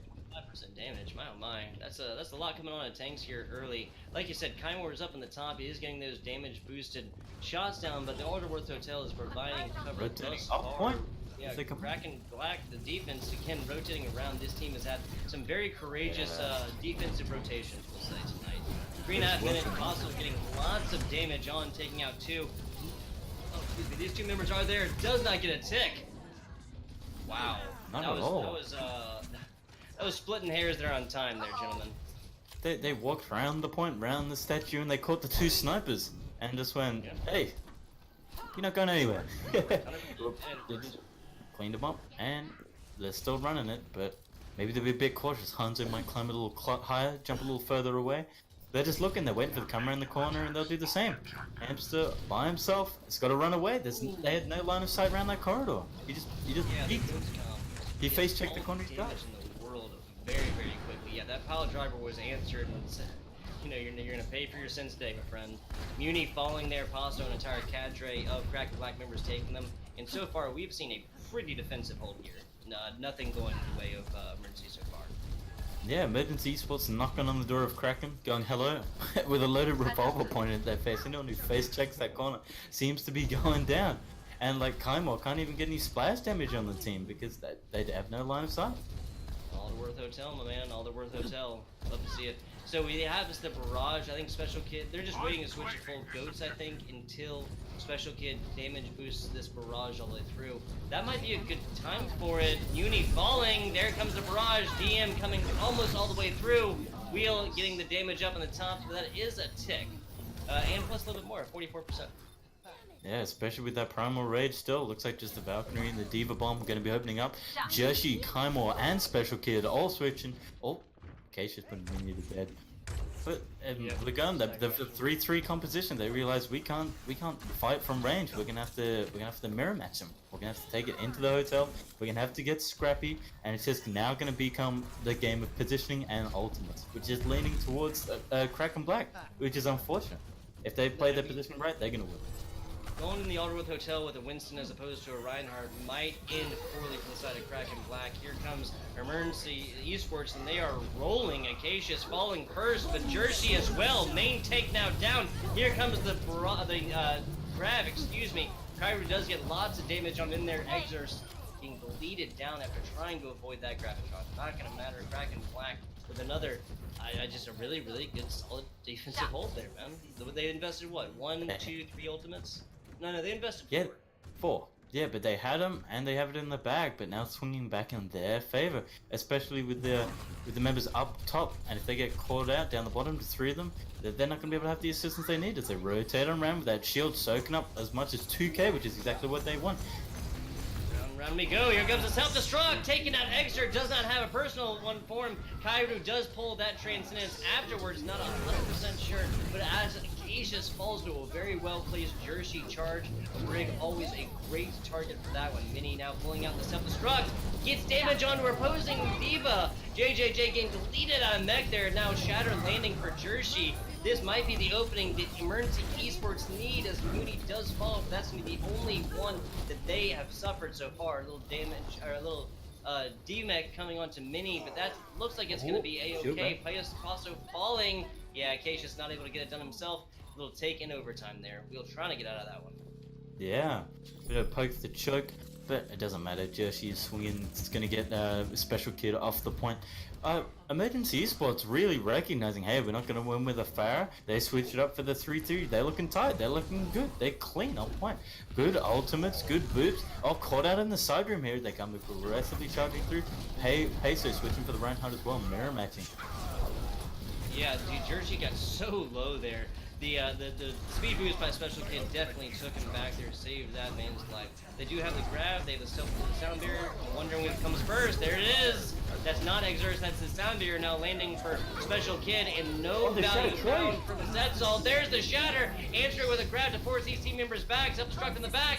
Does get blocked off by Jersey. Well done, that was Kymor pulls that rally. Trying to get it done here. Oh my god, Mini gets killed by more members of Kraken than I've ever seen in a kill feed. Sound barrier now dropping for a wheel, and there are no more ultimates left. Kymor taken out by a well-placed headshot. JJJ assisted by that Discord orb, and we have Kraken Black with another solid hold and first choke point. Nope. Everybody's ultimates, but nobody's kills. So Wheels there having... Yeah, that's right. Yeah, Will's having a laugh for that sound barrier. Kraken Black was just topped up, and they're like, what you gonna do? They had no choice but to step back. Another grab comes through. Tossing that right in the middle. That's be 5 members now. Kymor, Special Kid, Exerce, Mini, all deleted down. Muni is the only one avoiding that carnage, Flicks. 1 minute time's ticking. Not long to go. This could be it. No. Excuse me, Emergency Esports is up 2. If Kraken Black holds here, they're going to go game 5. My god, you're right. Let's go, game 5, first game 5 of the series. Fantastic, let's go. Come out swinging. Ultimates, the rally. Also is over on the side. He's looking for that shatter, trying to get a little bit of cheekiness off, but a large Reinhardt is hard to see. There he comes to self-destruct. Oh, does get stopped there in the middle. Jersey taken out, not able to get away from him. Muni pulling out the transcendence here towards the end. Jersey is not there. He doesn't have the shatter. Pazo is there. Everybody else is members of Kraken Black forced to come back. 23 seconds. They're waiting for their main tank Flicks. They're gonna be waiting. They're gonna be waiting a little while for the comeback. They're just gonna have to concede this ground here. It's not gonna end well. Here comes swinging Justin trying to step through the Graviton Surge, matching 1, 2, Diva Bomb over the top, managing to catch 1. Oh, Zetzel taking out Jersey as well. No big Reinhardt shield to the side. Oh, there's the second Gravitron. Pazo deleted. Oh, he's got it down there, but only Extras was the one hit by it. He's gonna get taken out afterwards. Kyra with the big placed headshots. Jersey there, does it too. This team fight is not stopping yet, Flicks. Oh my god, Special Kid getting the nice headshots on. Jersey is just getting absolutely abused, but answer the transcendence. Uni, his savior, is there. No damage coming on to members of Emergency Esports quite yet. They're trying to get back there, and that's the win that they need. I think at least we cycled through 3 or 4 ultimates from every member of both teams. That was insane. Trapped in that corridor. This is it. The nail biters will come up. Let's have a look. Either side, no Gravitons just yet, but we've seen how quickly they charged. It could be another 1 or 2 in overtime. Joshi here with the shadow, but Peso doesn't wish for a pause. And a strategic pause coming out from the side of Kraken. The group huddle. There you go. They're thinking. You can't lose if the game doesn't finish. This just in. I don't think it'll be game 5, the second one. I saw LAX1. LAX1 did go to it last week, but nevertheless exciting. Let's talk. This is the nail biter. Both teams.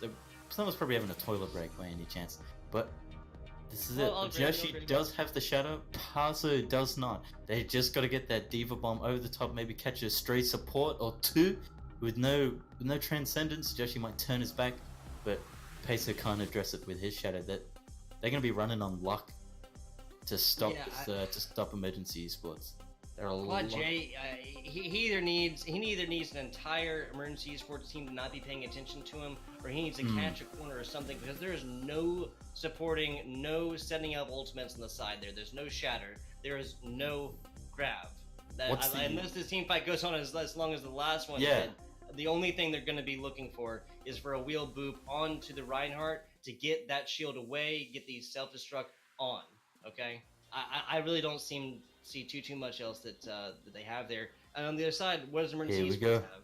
Here comes, I'm not sure, but I just want to see that Hail Mary from Quad J as soon as they come around this corner. The Jersey Shatter is very The close climax, the there. crescendo, here he comes, Peso stepping forward. Absolutely, members of Kraken Black now taking it, not want to give up any yardage they don't have to. Here's a self-destruct! Nothing. Doesn't get it off there.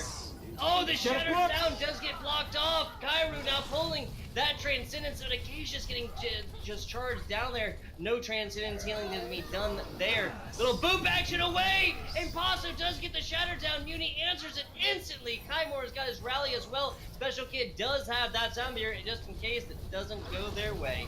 Muni, Mini, and Mercy just taking advantage of Kraken Black there. Just taking a pick a piece, rolling on in. They're going to be ordered with a minute and a half. No Transcendence, no Sound Barrier. Wasn't looking too good at all from the beginning. It's reached the checkpoint, but they still got 2 minutes, which is plenty of time for more ultimates, more action, more shatters, more diva bombs, anything. This is still anyone's game. Both the teams, it's just becoming like a matter of stats. What they see, I thought Emergency Esports was done from that last one, man. There were so many, like you said, you cycled through so many ultimates. It's hard to keep track of them at that point. 3 ultimates, now 4 on board for Emergency Esports. Here's the grab, answer to Shatter, both grabs, both self-destruct. Oh my god, here it comes, Mini and Kaimor taking 2 of their own. Emergency Esports is fighting this one with an advantage. Also trying to get back, but that's not going to happen. That's going to be all but a team kill against the members of Kraken Black. But look at this, they have a huge ultimate advantage, Flix. They got it. They're gonna come out the gate, Stormwind, Paso, sorry, with that shadow. It's gonna be trade for trade, another Transcendence. But Acacia's with the rallies, they're gonna get him in onto that point fast as they would like. Here it comes, Paso, almost stepping into the hole in the floorboards. Kyrie does have, Paso has the Shatter as well. He's trying to look for it. Here comes the Transcendence for the side of Emergency Esports. Muni's not going to really have much else here. Little stun action coming on to Jersey, but nobody down quite yet. Shatter blocked off. Self-destruct coming on. Jersey deleted. That self-destruct doesn't find anything on that one as Kymore does follow Jersey as well. Kraken Black might be holding on to this one. Members of Emergency Esports are falling left and right. This could be a game 5. That's it. And that's... Oh no, wait, I spoke too soon.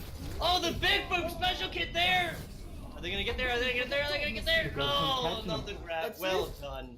Well done. The grab there to make sure the members of Emergency Esport does not get there, and we are going to a game 5, Flix. Intense. Nail biter action, little sweat action. I like it. I like it. Is it Ilios? This was the big one. This is the big one. This was it. This is just the alley of ultimates. Yeah, seriously. Yeah, this is where the team fight started at like a minute 15, and it did not stop for like 30 seconds. No, sorry, after that team fight. So about a minute. It did not stop for what, a minute into overtime? 30 seconds in overtime at least. Yeah, I think we have one of the members of the team's asking for a pause. I think it's pivotal that he restarts his net just before we take our trip over to Ilios for the nail biter for the decider. This Both is going to be teams Ilios. 4-0. It's somebody's got to win. Someone's got to walk away from it. Yep. And in this competition, like in all competitions that are head-to-head, there is a winner, and there is a loser, my man Flix. Is it going to be Emergency Esports? Is it going to be Kraken Esports? These teams are even 2-2. Only time you see map 5 in this format. Interesting. Indeed. So it's also with the person using, restarting internet and stuff. Both of these teams are going to have a little bit of time to discuss what needs to be done. I would not be surprised if we saw a lot of goats on Ilios. Yeah, Well's going to be just Lucio and Orisa. It's just going to be environmental kills. You think so? Yeah, certainly. Why not? Both teams that have had strong Lucio players, and we saw it on Sanctum for Nepal as well. Both teams also with good Orisas. So it's just a matter of what the rest of the team builds. Are they going to go for the standard like 2-2? They had like the Tracer and the Soldier 76, or is it just going to be 3-3 again? It could be. It could be. I mean, I would not be surprised if we saw a Pharah, at least on Well and Lighthouse. If we saw a Pharah up top, I mean, and that's all the more environmental kills, right? That concussive blast that she has is no joke, and can seriously. I mean, that can boop an entire team in one. And the barrages we've seen, we know that both teams have very competent Pharah players. Yes, sir. Yes, sir. Throw a little Zarya action on there, a little diva of their own to be able to DM that or give the projected barrier. That's going to set up for a nice barrage. something I want to shout out here right quick is Wheel and Paso. I mean, there was one time that I saw specifically that Wheel was able to get the boop onto Jersey so that Paso got a huge shatter down. Yeah, he got jumped to the side. Yeah. Here we go. I mean, it's a classic coordination. Classic coordination there. Yeah, in 3v3, it's the single player performance that affects the whole match. If you have one standout play, you won. You just need a small play. It's down to the minutest detail. If you stood too far, if you have your shield too far to the left, to the right, you dropped it at the wrong second. It's just these minuscule moments that matter that will throw the match. These Grandmaster teams, man, these Grandmaster teams. Once again, this is the Rise Up Invitational. We're in Season 2, by the way. All these teams that you are seeing are all Grandmaster teams. Some of them participated in, some of the teams, not sure about these two teams specifically, or players, but some of these players have participated in Tier 2 Australian contenders.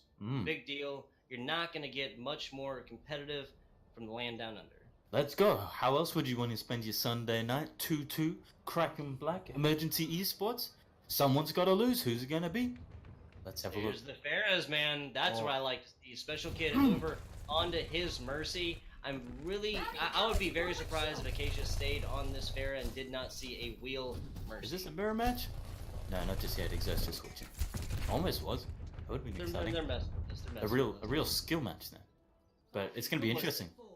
Okay, who was on Junkertown that I called and literally switched as soon as I called it? That was Xer. So it's like but waiting here, it's the McCree. We've seen the curse of it. Every time you're high in, you get jumped, and it doesn't end well. But is he gonna get? Is he gonna swat Acacius out the sky this time? Certainly not. McCree curse coming in. Wouldn't be surprised if we saw a quick switch from that. Acacius, man, Acacius. Putting to bed. Battle of the Pharaohs here, getting 2 opening picks for these teams here. Playing very conservative. No one wants to go in, they don't want to commit just yet. Yeah, neither of the Res is committed either, right? Interesting here. Neither Wheel nor Special Kid. That was more just like a positioning thing, I guess. Yeah, these tanks just really doing battle here. Lucio trying to find something as Kairu does take nicely done there. Emergency Esports with a quick 3K. Exer is going to be the only one falling to the side of Kraken Black, but that Res coming in. Oh, excuse me. I get this messed up again. They got it. Emergency Esports on the left, excuse me, the blue. Kraken Black is on the left. Oh, Kaimor! Lead time wheel. That's going to be a bit more of a stagger and a bit more of an ult charge. Doesn't matter, Kaimor looks like he's going to go to his barrage way before Acacius. But he's going to be a static target, so Acacius wouldn't be surprised if that direct impact drops him out of the sky. Zeetzal looking around the back, but the members of Emergency Esports too far spread for that EMP. Yeah, he doesn't have it on board quite yet now, forcing the pressure on the point, forcing tanks to come on in there. Exers is there with the rest of his, but shooting down his Kaimor. Does have that barrage, this might be it. He's trying to get in position. Oh, he doesn't like it. A wall ride in Lucio. Kairu getting a little bit, maybe get a little solo barrage on that. That's gonna be a-okay. Your Exers following here, members of Kraken Black answering on their own. Big boop there, Mini finding a couple of his own. Kaimor Kaimor taking out his opponent on that one actually after a hack. It's not really going to get too much done. Wheel, oh my god, just Wheel getting tossed around there by multiple members of Emergency Esports.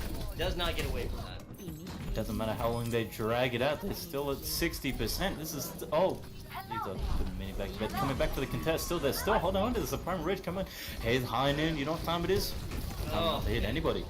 It has not been in that tonight, man. I tell you, Special Kid. Yep, Jersey getting a big one there against Paso, but that's another boob, Kairu. Oh, self-destruct killing the Jersey. This has just been an absolute brawl, Flicks. They gotta get on it. They gotta stop. They gotta stop the contest. They're building time. 82, 83. It's ticking up. Just a matter of time. The DMAC mini's off point, and they're gonna take it finally.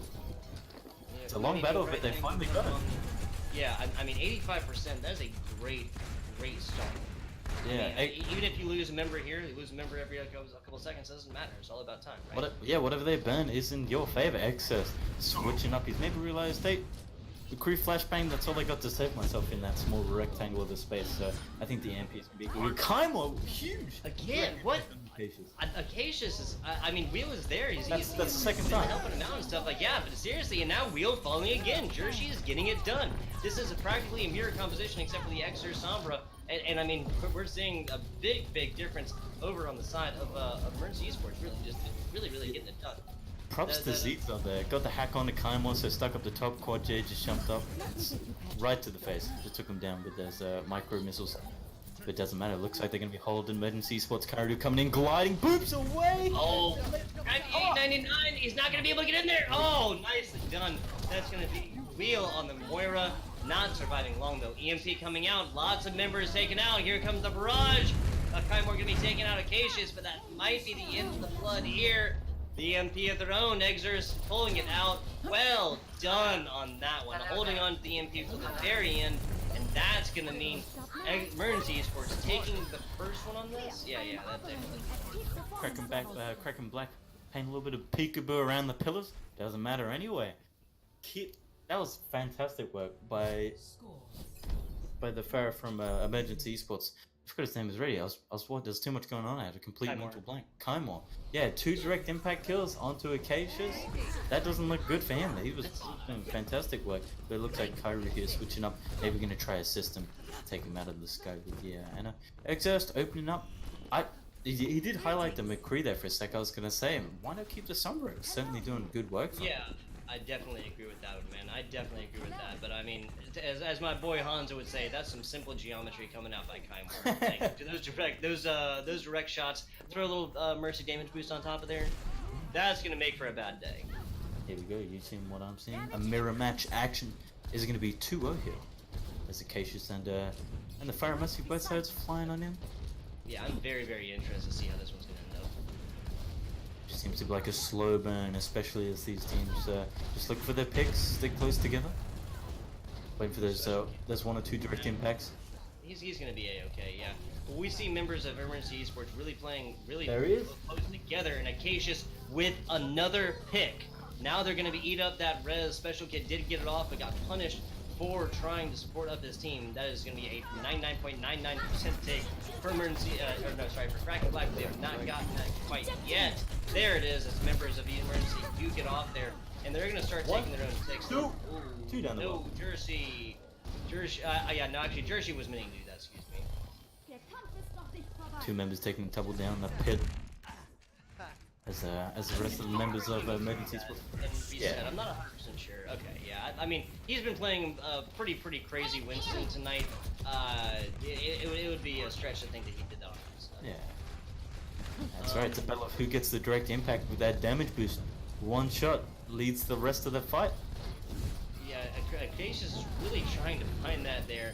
That's gonna be Kaimor. Hack. Oh, the hack, man, the hack. JJJ with the self-destruct kill on the Jersey, and that's gonna be a 1 ultimate investment. Everybody else here. Looks like Kaimor got his wings clipped, but. Yeah, I mean, what you invest 1 ultimate, you win a team fight. Yeah, I mean, I'm not complaining about that flex. 50%. The tides have turned. Emergency Esports fighting on the terms of Kraken Black. Here they come. 5-2-4 ultimates. Yeah, especially it's very close. JJJ gonna be the only one with Kraken Black that does not have that one. He is getting it pretty high there though. Already 30%. He's used a second ago. There's the EMP. Exerts first. Self-destruct. Lots another one. Zetzel pulls his own. But only gets a couple members of Emergency Esports. No value from it quite yet. Acacius really is trying to get it. There you go. Getting in a position. Does take out Kaimor. He needs to be looking down bottom. Shots up top. He's trying to find Special Kid looking for that direct shot as we said. Big boop. Muni taking the long ride. Kraken Black holding strong. No dramas whatsoever. Curry getting a clean double kill. It's really interesting to see. I thought maybe for this more open space, it may have seemed like a Widowmaker coming out from Zetzel, but it doesn't matter anyway. 97-98 gliding on from Mini and Mooney. Muni is starting this one with an offensive sound barrier. I do like to see it. They have no other ultimates on board though. Sound barrier now done. Kaimor just getting absolutely deleted down there by Acacius and the damage boosted pocket. Lots of picks coming on down against the side of Emergency Esports. They've only lost Zetzel, and that's going to be it for first point Devious.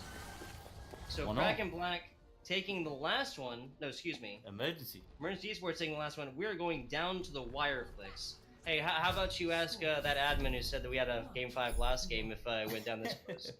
Yeah, but I don't know. about you, but my camera when I'm watching this game so far, even though like 4 members of both team are skirmishing on the ground, I'm looking to the sky because that's Oh, literally where the game's being decided.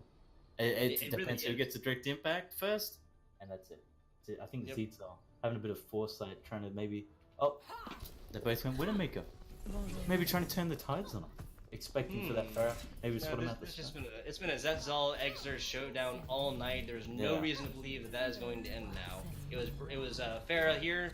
It was the Hanzos on Junkertown. I believe it was the Soldier 76s on Nepal. Now Yep. it's Widowmaker. Here it comes, the 4-0 for both teams. Bloodbath, someone's going to take it. This map, this round, these lovely statues and pillars, they're going to crumble like one of these teams. Someone's going to win it.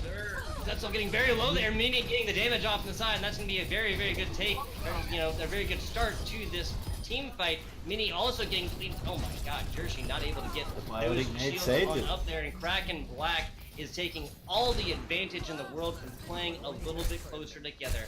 And as I say that, literally proven wrong with Exer's anyone jumping up? I don't. Yeah, no. They're just looking for kills. They're just trying to embarrass each other for now. Here we are, 4-3 emergency supports coming on a lot harder and a lot faster than Kraken Black can handle. Both the supports being flown back. Not going to be taken out, means they're going to be able to help the rest of the teams. They coming in. Zezel, Manitown, K-More, Mini on the wheels. This is 5-5. This is neck and neck. This is anyone's at the moment. Coming in with the double. The traits are doing work, unlike we saw in Junkertown. And you take them out, push them back, driving the members of Kraken Black back. This is going to be 4-5%. The clock's ticking. Dude, Mini. I think he heard us talking about his teammate Exers and wanted to make his name known, because seriously, he got a quick 3K, and I know Tracer gets hurt ultimate fast, but geez Rees. That was he got ultimate in one in 3 or 4 clips there. This EMP here is going to be dropped on Kraken Black, and I think the pulse bomb's going to be not far behind either. Oh, Kaimor deleted, so not going to be able to pull the blade on this one as Exers gets a headshot, a little stick action on the Kairu. Not going to matter. These DPSs for emergency are getting it done. And there's Mini again, taking out main tanks, taking out soft tanks, taking out supports. This is the Mini show. Is it Zetal only spotting pillars and bricks? He doesn't have much to work with, so unfortunately the spotlight's on Mini right now. He gets free reign around the place. He's not going to get direct impact fire rocket. He's not going to get jumped as heavily as he'd like to. So Yeah, I mean, there's very little burst, right? There's very little burst coming up anybody on Kraken. And I spy a blade tugboat. Oh, Exert's falling first. That's gonna force it out by Kaimor here. There's Wheel as the first victim. He's trying to get some more done, and Mini's reign of terror is for now finished. Jersey getting one against the main support of Emergency Esports. Self-destruct does take out Kaimor. The blade was going, but he does not get away from it. Jersey getting a little hack action. He's gonna be A-OK. Members coming back. That's one support coming out from Emergency Esports. Yes, it is. Acacia's here. He's got to get the EMP. He's got to get in there. He's got to drop it quick. And Mini is going to be looking for that pulse bomb. This one pulse bomb, if he gets the support, if he gets wheels or curry, that's it. That's game. Wheel. There's the EMP. Only 3 members taking in it, though. He would have liked a little bit closer on. Exers getting a lot of damage. Paso getting answered here, though. Exers does have that. Well, that Widowmaker ultimate, and here it comes. They know where everybody's at. Jersey getting bleeded down by a cadre of Kraken Black members. This might be the pick that they switch over that they need. Man, Zetzel and Paso are just going after these members. That's going to be all but a team kills. Yep, there you go. Going all the way back over. Are we going to see the definition of a reverse sweep here? Yeah, Mini and Zetal doing a bit of tango there on the point, going backwards and forwards. Unfortunately, there, Mooney and Mini. The EMP was good, but Mini didn't catch any of the supports. I think that led to the, just like Pompeii, the downfall of Emergency Esports finish with that 99. Kraken Black holding on. But Mooney here is he's got his EMP back up. Mini managed to take out Zetal. This is the momentum. They need to get on there, piling up. That's 2. Ooh, yep, Mini done here. So these teams be finding a little bit even, especially now as Kairu down. All the supports deleted for Kraken Black. I'm not sure if they're going to be able to hold this. Here are members of Emergency taking picks left and right. Jersey getting very, very low. Only the Lucio there to help him heal. Exers does have that healing pad here soon. Does it? Oh my god. They get there just in time, so we're seeing Kraken Black still taking time. Sealed the deal with the tri-rocket and the slice and dice. The blade coming out, holding on. Oh, this might be it! It's just Kairu. Paso's trying to get there, and here comes the minefield, and that is spread across all of this. Paso getting deleted. EMP Kraken Black! Oh no, excuse me, they didn't take back over. My bad, but this is members of Emergency Esports pretty much away there. That was just Mini on the back. Now we're gonna see a little tracer on tracer action. That's Zetzel as well. Over, excuse me, Exorcist as well over on the 26. Mini down, Special Kid down! Kraken Black taking this, that's 3! Oh, Kymore answering against Wheel. That's gonna be, wow. Yeah. Okay, now taking back over 51. So that's Emergency Esports taking you with 99% and not forcing off members of Kraken Black. They were able to stay there, take kills, get the rest of the team back, and now they're looking at 60-61%. Ooh, take a strepsil. I'm sure your throat's a little sore after announcing that one. This is rolling on. Enough you done. That's it. Emergency Sports looking for the opening frag. Zizal here coming up close to that pulse bomb. He's going to drop it. If it finds anyone, it's good as gold. In case you take it and hack off onto Jershi. Jershi, don't fall up. And what Kraken Black needs 2 down. That's all. This is going to continue this on. Paso pulling the Primal Rage. We're looking at 83-84%. All he is doing is taking damage here. He just wants to keep Exorcist away from the rest of his team. They do not have a shield to block that one off. Zetzel Wheel taking ticks here. Or taking picks. And there's the EMP, 90%. But Kraken Black is in a bad position. He doesn't need it. He doesn't need play. He doesn't need a fallback. He doesn't need dash in there. Jersey is here. Special King deleted down after he takes a pick of his own. Kairu now having that coalescence. Skymore not able to get away from it. We're looking at 99% here. Jersey is back. Zetzel kicks him down instantly. This Doomfist is not going to get it done here. It's just the Tracer. Mini needs to keep the dream alive, and that's it. Kraken Black taking down about halfway. There you go. The Special Kid is going to be there. That's the poop away hack afterwards, and that's going to be it. That's it. Oh my god. Kraken Black coming back from the brink. After King's Road had taken, oh my god, what an electrifying game 5. That was it. I thought they nailed. Well, I can't even speak right now. I thought the nails were in the coffin were for Kraken Black. That was it. That was so close. That last minute switch for Zetzel. Insane Tracer gameplay. I think they might have set this up just to try and spice this up a little bit, because that was about as good, about as dramatic as you're gonna get here again. The Kraken Black taking 1, Emergency Esports taking 2, Kraken Black taking 1, going to game 5. Emergency Esports taking 1 on Elios point 1, Kraken Black taking 1 after a 99-99, and then coming back from 0 to 99 all the way up after one of the longest team fights I've seen on Elios. Ruins, very, very well done. Very well done. It's like almost 6 in the morning here in America. I'm not going to sleep after this one. I think I'm going to be staring at the roof of my ceiling for a few hours as well. That was absolutely insane. Kraken Black securing it. Winning, you're looking at your roof. I'm gonna be looking under my bed for Mini. Watch it up for those pulse bombs. Insane. 2-0 for Kraken Black in the series, and that seriously, was and that was I know it's sometimes a common statement for casters to say that was a close game, but Emergency Esports, if there's if there is an L that feels just like a W, that's it right there, man. Hands that is down. Great Hands game. down. Great game. Fantastic. The MVP, who are we thinking? Oh, I don't know, because I saw her in Junkertown. Zetzel was popping skulls, but Mini came back. They all did well. I think Mini with the Tracer there really. I don't know. Yeah, I think there Zetzel at the end on Junkertown, so I'd say. I was feeling the Acacius direct shots on the Pharah. I know that a lot of that isn't necessarily, even possible without that mercy damage boost. But that's why they were running it, my man. That's why they were running it. That's it, and that seals the deals. Kraken Black up to smiting down Emergency Esports just by the skin of the teeth. They tasted victory, though attempted with it. So close, but I think that calls to the end of it. And I think coming up after this, we got 2 fresh of our favorite talent, GL Phoenix and Peronius, coming in afterwards to bring you the best of Devious, Esports, and LAX1, who last week took it around 5. We might have another electrifying game after this. But probably not as good as that one. Who knows? Not at all. I think you need to go get maybe a throw lozenge after that one. It's sounding rough as sandpaper. I'll be a-okay. Yeah, that was just some nutty stuff. If you play any character in Overwatch, you could watch that VOD and learn a lot about the characters these members are playing. Yeah. Again, this is the Rise Up Invitational put on by AOE Esports, the best esports organization in the land down under. This has been week 2. We're going to continue on with a couple other casters, Devious Esports and LAX1. I am FBI Tugboat. Casting with me has been Flix, and we'll tell you good people good night, and thank you for watching.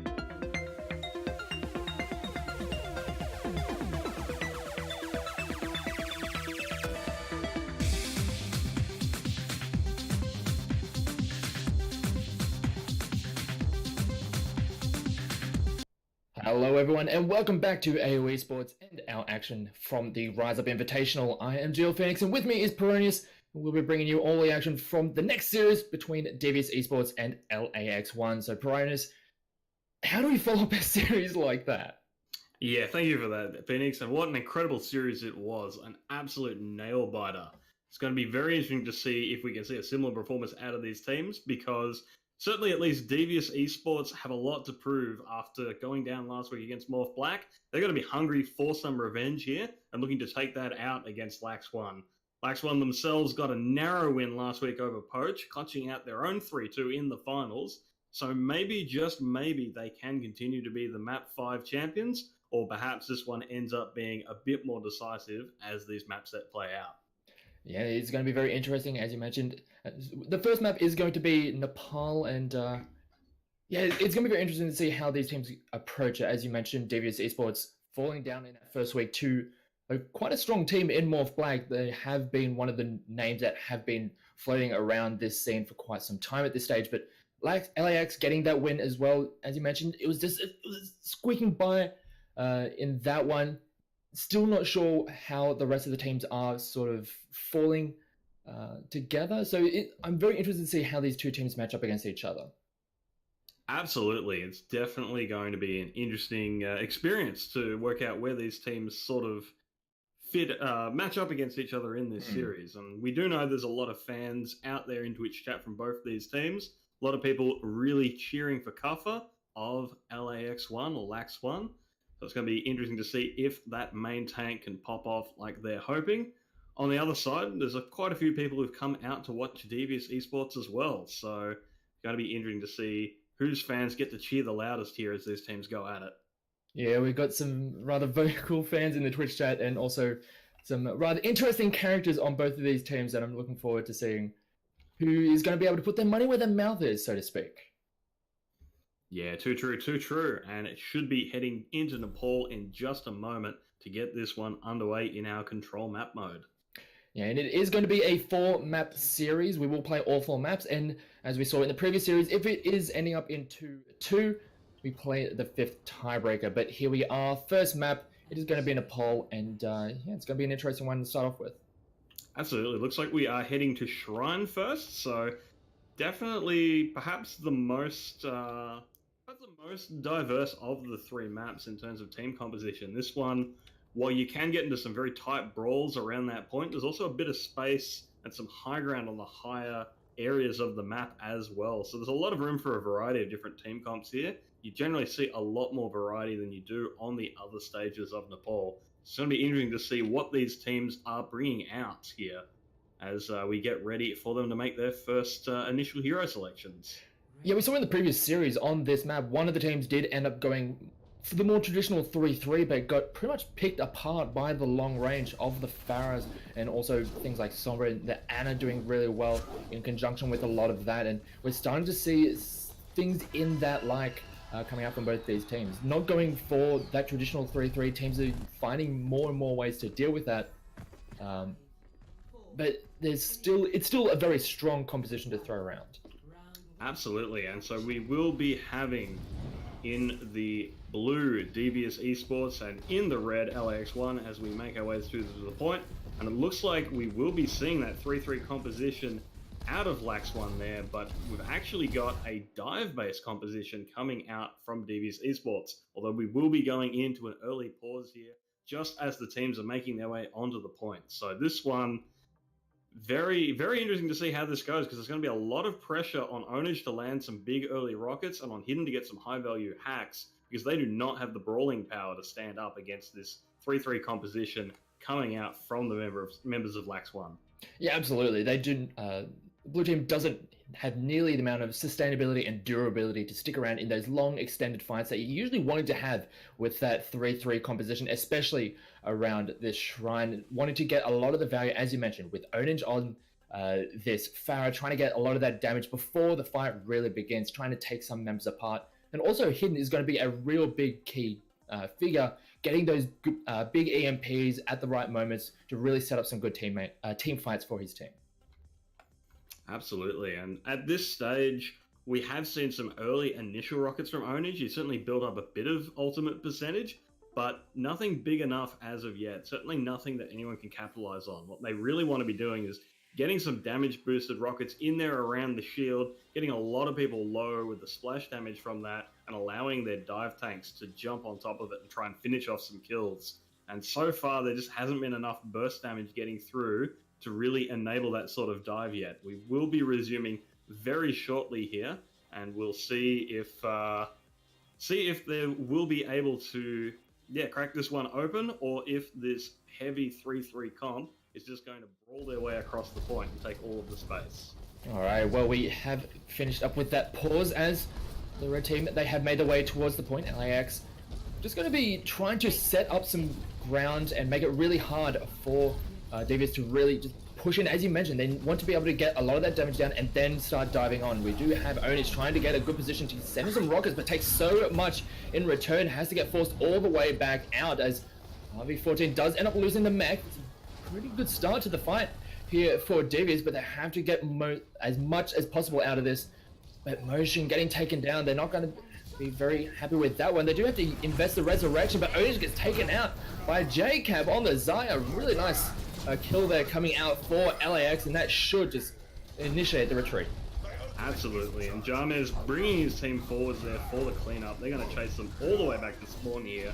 It's really nicely played there from the members of LAX1. They knew they had the advantage when it comes to brawling on the point. They took all of that space, and then they just positioned in a really disciplined manner to really deny Onage any opportunities. RV14 did get a bit greedy, lost the mech for it, but it did still manage to set up an opportunity to remove Onage from the equation, rather, and that is going to see them get the percentage above 50% here as this match continues.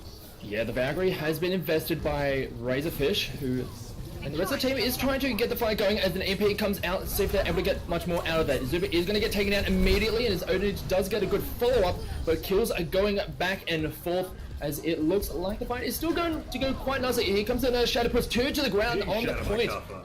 Yeah, and they do manage to finish off Hidden, and there's really not enough left on the side of Devious to really contest this point. We do have the Pharmacy still floating around trying to be as much of a nuisance as possible, but they're not able to get too much done out of it. There's not really the support from the rest of the team. Razorfish gets taken down by Jarmez, and it looks like this fight is about to be cleaned up, but throughout all that, the point did go over to the side of the blue team, so they did get a little bit of percent for them throughout that. Yeah, Devious did manage to flip the point in there, and they got a free 30% out of that in the long run as well, but still some big plays from Cuffer there, setting up the Shatter, putting some people down, allowed his team to come back into it and bully their way back into the point. Really nice stalls there from Devious to get as much time as they did, but they're still on the tail end of things here. They've really only got one fight left to get in and take this point. Oh, and the Transcender's coming out really early. Must have been a misclick there. There's absolutely no threat there. Or maybe expecting the Sombra to come in, but there was absolutely nothing there as Onage does manage to pick up one before getting killed in return. But they do manage to force away LAX from the point, but it's still over inside of the red team as a good EMP comes through, hits so many members, but not able to get any of the follow-up kills just yet, as Onage and Hidden, the 2 DPS members, have been taken down. It is into overtime, 99% in favor of LAX, and they are just shoving them all the way away from this point. The Monkey is on the point with the Primal Rage, but just does not have the support, does not have the sustainability and the durability to keep up the fight, and that is going to be the first point taken by LAX1. Yeah, and they were the dominant party in this one. I wonder if Devious needed to consider swapping over to a Reinhardt of their own, because they were just shut out of that point for so long, trying to make an opening with their more poke-based composition, but they were never quite able to get that opening they were looking for. Only once did they get it, and that allowed them to get 30%, but most of that 30% was just stalling against the inevitable. That was not a fight they cleanly won. They managed to get the point simply by better positioning, but they actually didn't really get the decisive fight win all map in that. So perhaps Devious need to go back to the drawing board and consider matching these tanky compositions, because they're just not getting it done with the dive poke. Alright, now coming into round 2, we're here on the Sanctum. We already have the Orisa already coming in from Buggerlugs for the side of Devious, so already a bit of a switch up in the composition. We also have hidden on the Soldier 76 and also Motion switching up over to the Ana. So a bit of a new look here for Devious to see how the side of LAX does combat it, who have got a few changes for themselves as well. So not the standard 3-3 that we're much more used to seeing. Well, we have been seeing for so long, as Zupa gets taken down, only just gets a nice kill there thanks to the Junkrat, and a lot of just incidental damage from those grenades. As do have the point coming online, but no one is really able to get too much out of it just yet, as the dive coming in from the side of LAX goes right onto the backline. The takedown Ownage Hidden is the next one to fall down, and it looks like the fight is going really nicely for them now.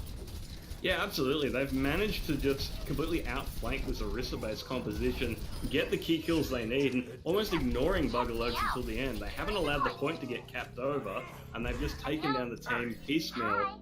That's going to set them up in a really great position as they head in. I mean, just look at this ultimate percentage, and just look at just how much economy they've been able to build up in that first fight. That's going to set them up to be able to hold this for quite some time.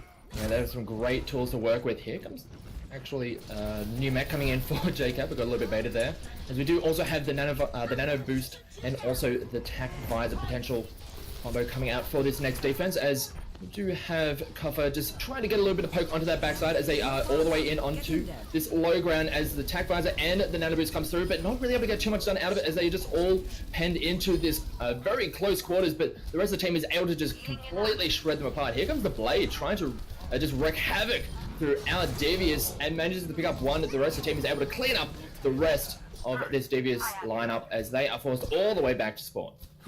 Yeah, bit of an expensive fight there for LAX1 though. However, it took them 3 ultimates to get that fight win, and that has really flipped the economy over to Devious, who haven't invested a single thing. They've got all 6 online. They should be able to use some of those to take the point, and hopefully they're able to do that without using all their resources, so they can then look to hold it as well. He comes in with the tac visor. Absolutely, that is the ideal situation. Tac visor and the nano, they're not able to get too much out of it just yet. Explosion comes through, still, and throughout all of these ultimates being used from the side of Devious, no one has gone down just yet. The Riptide does come through. Let's see if that gets too much done. Again, nothing coming out of any side just yet. Cover does finally fall down. Hidden takes down his counterpart as well, as the kills are starting to go in favor of Devious, and it was a long and extended fight, and it took pretty much every ultimate that they had in the book, but Devious finally managed to get the point for themselves. Yeah, they've got the point, but that is definitely not the fight win they were looking for there. Both teams investing very heavily on this one. It's only Shooter McGrath with the Diva Bomb up on this one. So this could be a dangerous position. At 85%, there's really only one fight. They might be able to get a desperate trickle onto the point as well if they do lose this. So dangerous position to be in if you are Devious Esports. You definitely wish you had a bit more ultimates online to help with this defense. Yeah, that Diva mech just went straight up into the skies, way too far away to get too much done, as JCap is going to be able to take down his counterpart, and Kuffer manages to get on the board himself as a big nano goes onto him as he starts flailing away, I should say. And Kuffer really starting to light up that kill feed, and that just completely flips this point over. And as you mentioned, it was just going to take one good fight for them to just completely lock down control of this map. It's going to be a bit of an effort for the side of Devious to manage to just even get to the point. They even got the Wrecking Ball to try and make their way towards it. They do manage to tag it into overtime. Buggerlegs is there, is hidden, is actually able to pick up a couple of kills to really give them as good of an opportunity as any to make their way towards the point, but they had to invest so much just to try and get there that they are just in no good position to try and fight it, and they do end up losing the point, and LAX picks up the first map. Yeah, really nicely played there by LAX1. They have definitely been in the driver's seat throughout the entire match here in control. They definitely at this stage look like the stronger team, but there are a lot of teams that are really great on the control map mode that fall apart and down in some of the other modes. So we'll have to see if this continues, or if Devious Esports are able to flex their muscles for some of these other game modes coming up. We will be heading over to Assault next, and it's definitely a very different style of map that highlights some more of the team communication and set plays practice, rather than just the all-out brawl that can be the case on control. Yeah, it's going to be very interesting. We saw in the previous series just how close certain things could be, and then brought back from the death to really just extend this series. But yeah, Assault is a very different beast. There's a choice between, I believe, Hanamura, Horizon Lunar Colony, and Paris. Any ideas of where we might be going? I'm thinking Horizon is probably one of the more popular ones. Yeah, of those three, Horizon, well, I think Hanamura is probably the favorite of those three. As loathed as it is, it's definitely a map we've seen a lot of playtime in recent months. But I think it's fairly safe to say we probably won't be going to Paris. It's a very new map, not a lot of teams have a lot of practice on it. And so far, not a lot of teams are particularly fond of it either. So we we'll find out in a moment where we are going to. It's there, but if you look at it, you look at the pool of those three maps, and you're just like, it's ideally between the two known variables of Hanamura and Horizon Lunar Colony. Those ones are very, very well studied at this stage, and as you mentioned, Paris is it's so new, and teams are still trying to just get their heads around what the hell is going on with that map. So go to something that's a little bit more standard, something you know, and sure, you might be trying to throw a curveball going to Paris, but you're probably just throwing yourself in even bigger of a curveball. But it looks like the choice is going to be Hanamura. So I'm interested to see how both the teams are going to go at it. Because LAX, strong start to this series. Devious Esports need to really bring it back. Yeah, absolutely. And we'll see if Devious have some tricks up their sleeve for Hanamura here. It's been a map that has very much favoured the very tank-heavy compositions that we have seen so far out of LAX, although we have seen a bit of variety out of LAX, to be fair. They did run the dive there in Sanctum, so they've already shown to have a bit of a wheelhouse there, but they were looking very strong on that 3-3 Goats composition in Shrine, and if they run that as... they continue to run that here on Hanamura, it can be quite the freight train coming straight at you.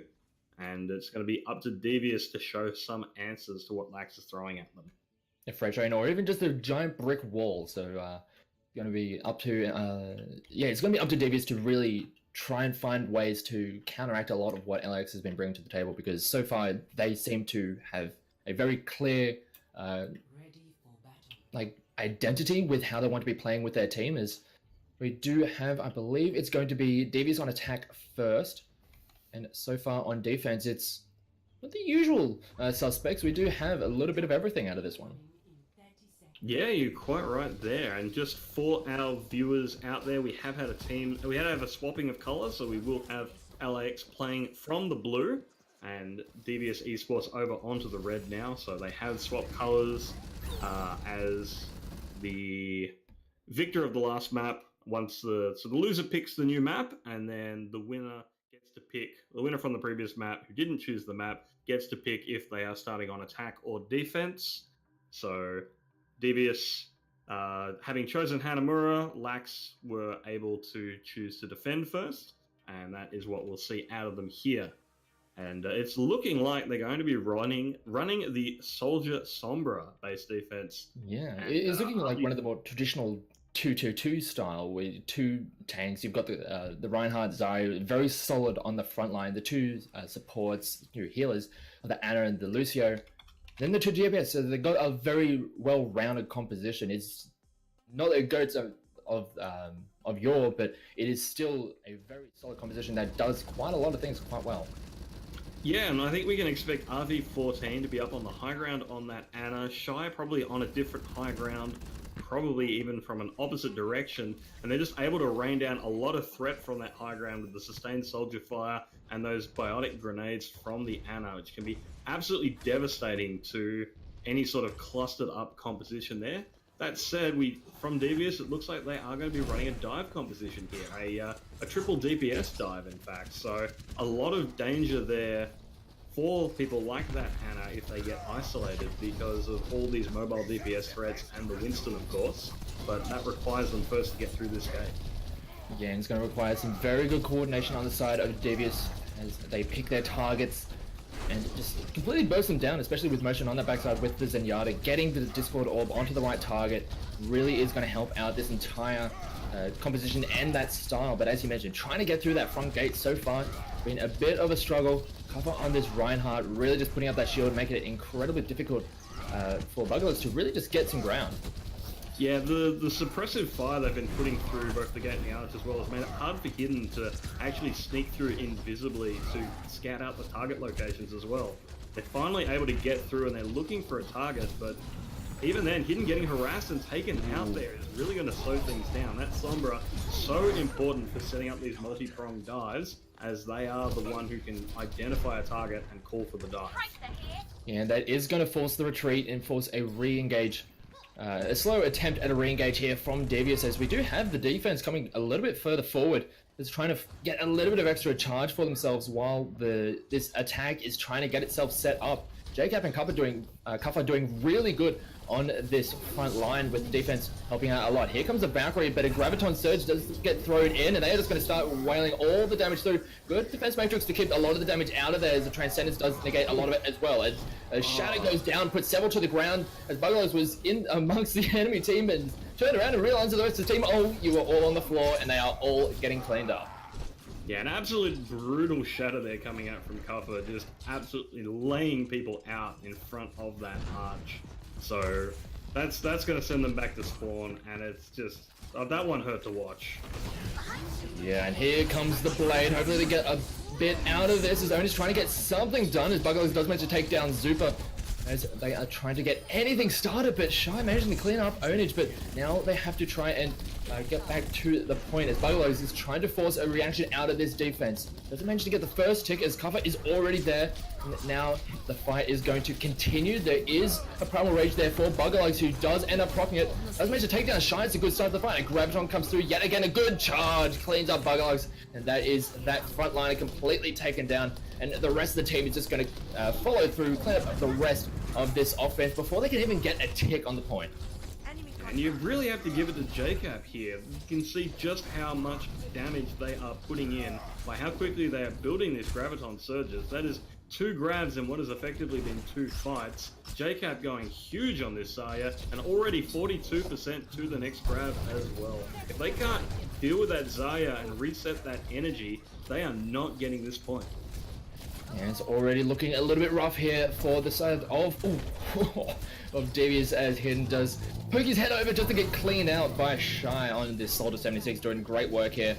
Outputting a lot of that damage, making it very hard for this offense to really get set up in any way, shape or form. Buggalos comes in through the window, trying to get a little bit of damage down, but gets cleaned up. Kuffa manages to clean him before the Transcendence is able to help him out, and that is the front liner out of the way. It's just the Diva there on the front line. They do end up investing the Nano onto the Genji. It gets cleaned up, and that is a lot invested. Everything has to be invested because there's absolutely no time left.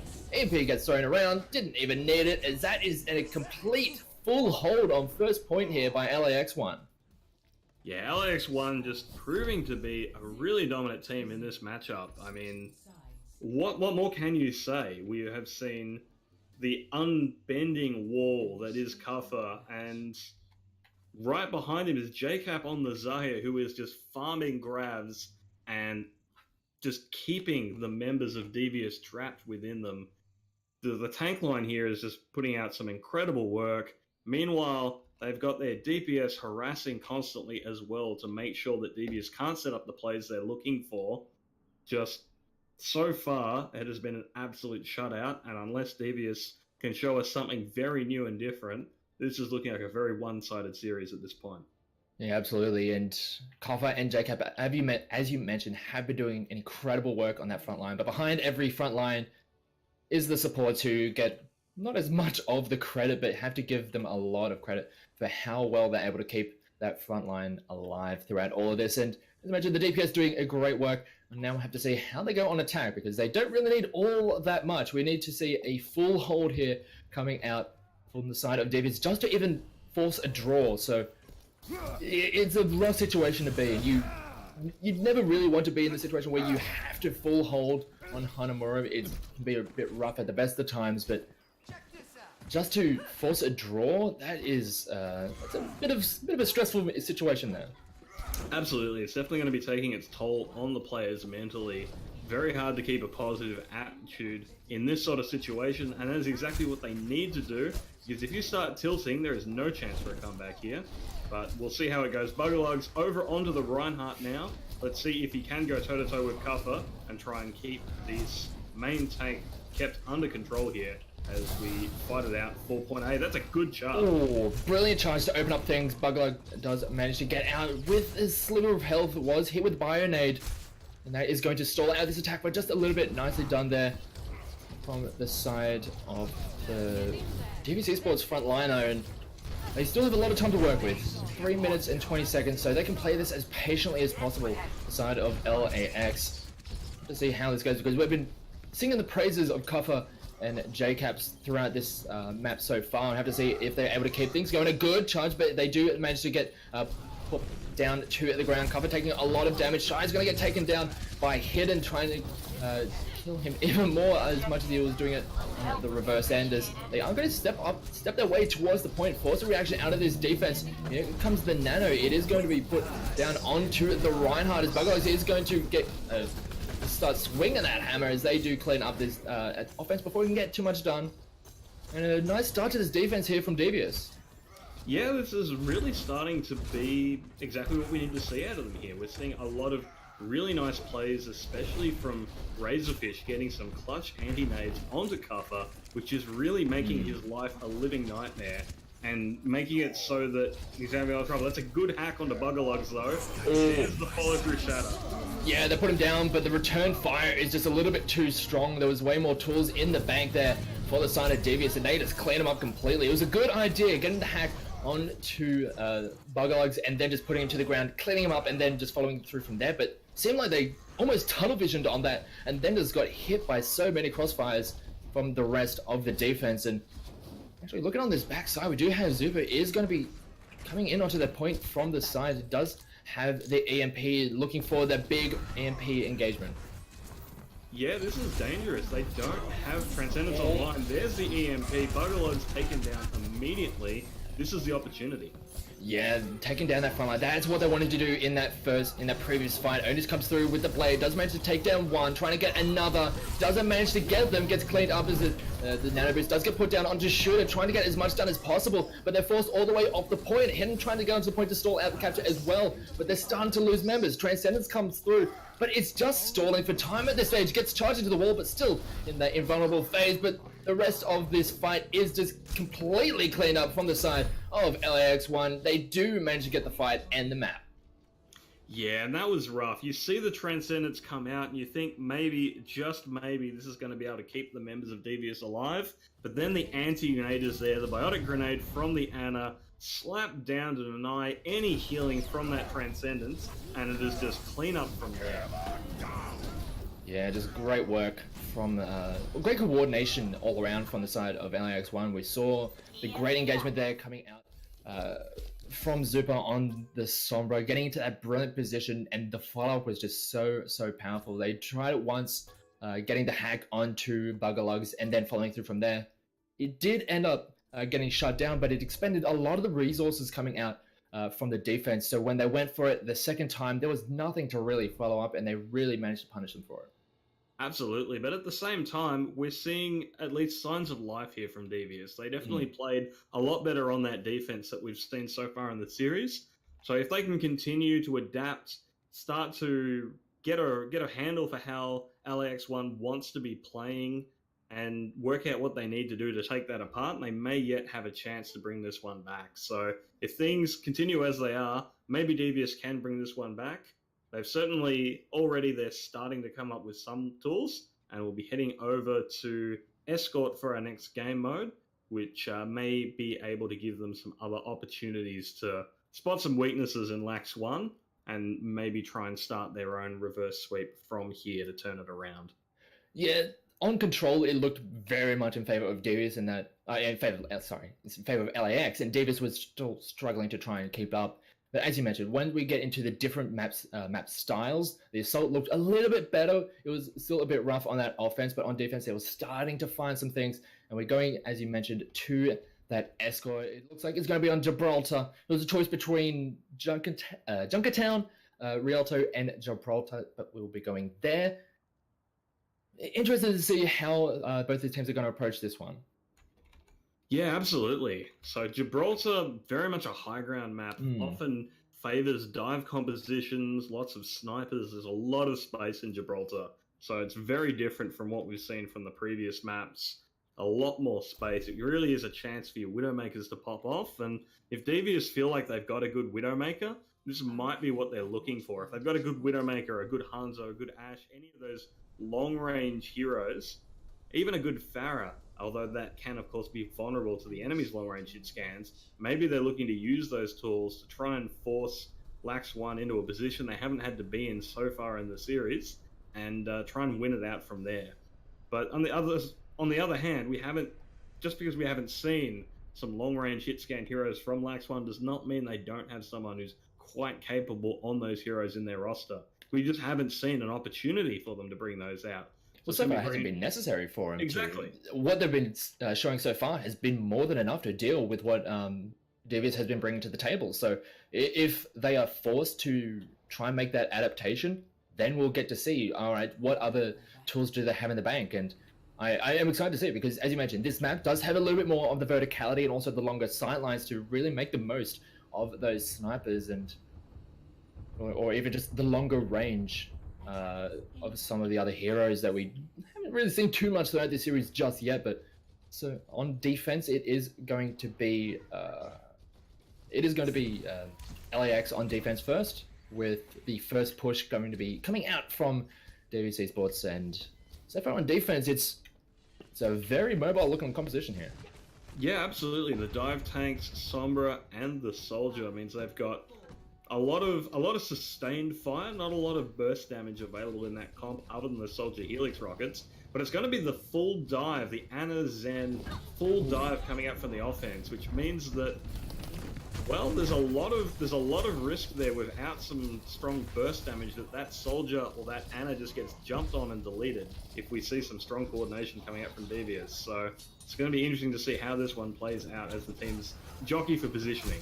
Yeah, this is the very classic version of the dive composition, trying to get in onto those squishy members on the backside. But so far, this essentially a death ball coming out from LAX is a little bit tough to push through at this stage. The healing is a little bit too good, but they are going to just force them to make an adjustment because they have pushed this payload underneath this car wash as they are forcing the defense to come down, try and make a play. As they do manage to take down Onage, a nice start to this fight, and now the defense is going to start going all the way forward. They try and push through, force the attack all the way back. Nice start there for the side of LAX. Yeah, so Shy on this Soldier is just able to sit up on this high ground and put down some really dangerous sustained fire here, especially with the changes to armor in a recent-ish patch. Soldier a lot more viable, especially on this style of map. And he's going to be able to deliver a lot of damage if they don't deal with him. So if they're not able to set up a dive on him quickly, he is very quickly going to put down a lot of damage, and it can be difficult to keep the healing up when you are taking just that level of sustained fire from a Soldier. Yeah, we see it right there. Buglug's getting taken down, and that forces this attack to just completely reset. And we look at the ultimate charge there for the side of LAX. They haven't needed to use anything at this moment. They can use them very reactively, try and see where this attack is going to come through, as they do have a cover, a little bit out of position, but does manage to jump his way back to safety as ultimates are being dropped in. Onage gets taken down at the start yet again, and throughout all this payload is just not moving. Yeah, although you have to feel like maybe that one was a bit of an overcommitment, an EMP and a Diva Bomb just to take down Onage on the Genji. At the same time, they are on defense, they're holding quite strongly. It's on the attackers to make something happen. We can expect probably a Nano Blade coming in response from the attackers, but at the same time, we're probably going to see the attack visor come out. The Nano Boost did end up going onto the Diva, so the Onage doesn't manage to get a lot of that dangerous distance, and is just cleaned up by Kuffer, and Shy doing a decent amount of work as well. They invested the tools to try and get, essentially break the defense, but the return fire was way too strong. They invested everything to try and hold on though, so there is an opportunity now for Devious Esports to try and make a play. Yeah, we do see Onage go over onto the Hanzo there, but Shy was just holding that attack visor, waiting for the Dragon Blade to come out. They were going to Nano Visor in response to the Nano Blade, and then the Nano Blade doesn't end up happening the way they planned it. Early kill onto RB14 is good, but Motion has gone down as well, so... Yeah, the switch over to the Hanzo already coming in, making its impact, cleaning up one target, but in the response yet again from LAX is just a little bit too strong. They might lose a member. Actually, they lose cover as well. So this is another opportunity for the attack to try and get set up, but they're just coming in at all these different times and angles that it's just not really as coordinated as you would like with this style of composition, and they're just not really able to get much set up. As a great EMP just sets them apart from the rest of the team. Hidden is going to be cleaned up. Transcendence is there as the D.Va Mech Explosion is trying to get something done. Doesn't get too much out of it. There's only 15 seconds left for this attack, and they're starting to actually get a couple of kills here from the side of Devious, but it is going to be a bit of a tenuous one, but they are able to finally get that first checkpoint. Yeah, they managed to get it across the line in overtime, or what is just about to be overtime, 2 minutes 30 on the clock. And I really have to give it out to the supports here. Both these teams really putting in a lot of it, like the Annas in particular, both Razorfish and RV14, doing a lot of damage, a lot of work with the sleep darts and especially the biotic grenades. Those anti-heals absolutely devastating in these fights. Yeah, and now we're into the second stage throughout the hangar, as already we have the blue side LAX setting up. Oh, Attack Buzz comes through, but gets his head taken clean off by Onage. Really nicely done there from the side of Devious, and they have a lot of time to work with without that DPS there, and making their life a living hell, as they are going to be able to keep on pushing through, and that forces this defense all the way back, even right back towards their spawn, as this is potentially the second point going to be picked up here for the side of Devious, as it was looking a little bit rough, but now they're starting to get some momentum, with Onage now onto this Hanzo getting some decent work done. Hidden manages to take himself out of the equation. Transcendence comes through as the fight is going to keep on going. Damage left, right, and center. Mech Explosion comes through, doesn't manage to pick anyone up. Onage picks another one up for his name, as he's doing a decent amount of work now that he switched over to the Hanzo. An EMP comes through after, and when the mech comes through afterwards, I should say. Shy does manage to pick one up before getting taken down himself, but the fight is going to just completely just trade back and forth. Cuffers starting to get some work done on this defensive Primal Rage, and the Nanoboo is going down onto Buggerlugs, trying to just force away this defense, but so far it's not really working out. They're starting to lose out on members, and the momentum is starting to get halted. Yeah, the momentum definitely shifting in favor of the defenders here. The attacker's going to need to back off there, but they have managed to at least force Shy off the Soldier. It's gone over to the Tracer here. That said, putting in a lot of work on the Tracer as well. There's already a Pulse Bomb built up and used, albeit not with much results. And with 30 seconds left on the clock, they've really only got one more crack at this, and they don't have anything in the bank right now to do it. Yeah, and meanwhile on the other side, RV14 with the Nano, Cuffer with the Primal Rage, a trade of kills as Onage managed to pick up Zupa, as Zupa did manage to take down the support in the meantime, so a pretty decent start, as we do have the Nano going down on the Cuffer. He gets slowed, or a Pulse Bomb does go down onto him, but he is absolutely fine, as Onage does manage to pick up 3 members for himself with the help of that Dragon, as he manages to help the team completely push through. Cuffer is going to be standing on that point, but without the supports there, it's going to be a little bit rough. They are taking a reasonable amount of damage. The EMP comes through in a good situation. Zuba does manage to take down Motion. They do manage to de-mech the D.Va, but an explosion is going to come through, and it looks like the fight is still going to go over in favor of LAX, despite how strong. Yeah, the kills are going back over to the side of LAX. It looks so good for the side of Devious with that start from Onage, but they just keep on getting ground out of these fights, and they are going to lose out in this push, and they get held just before point B.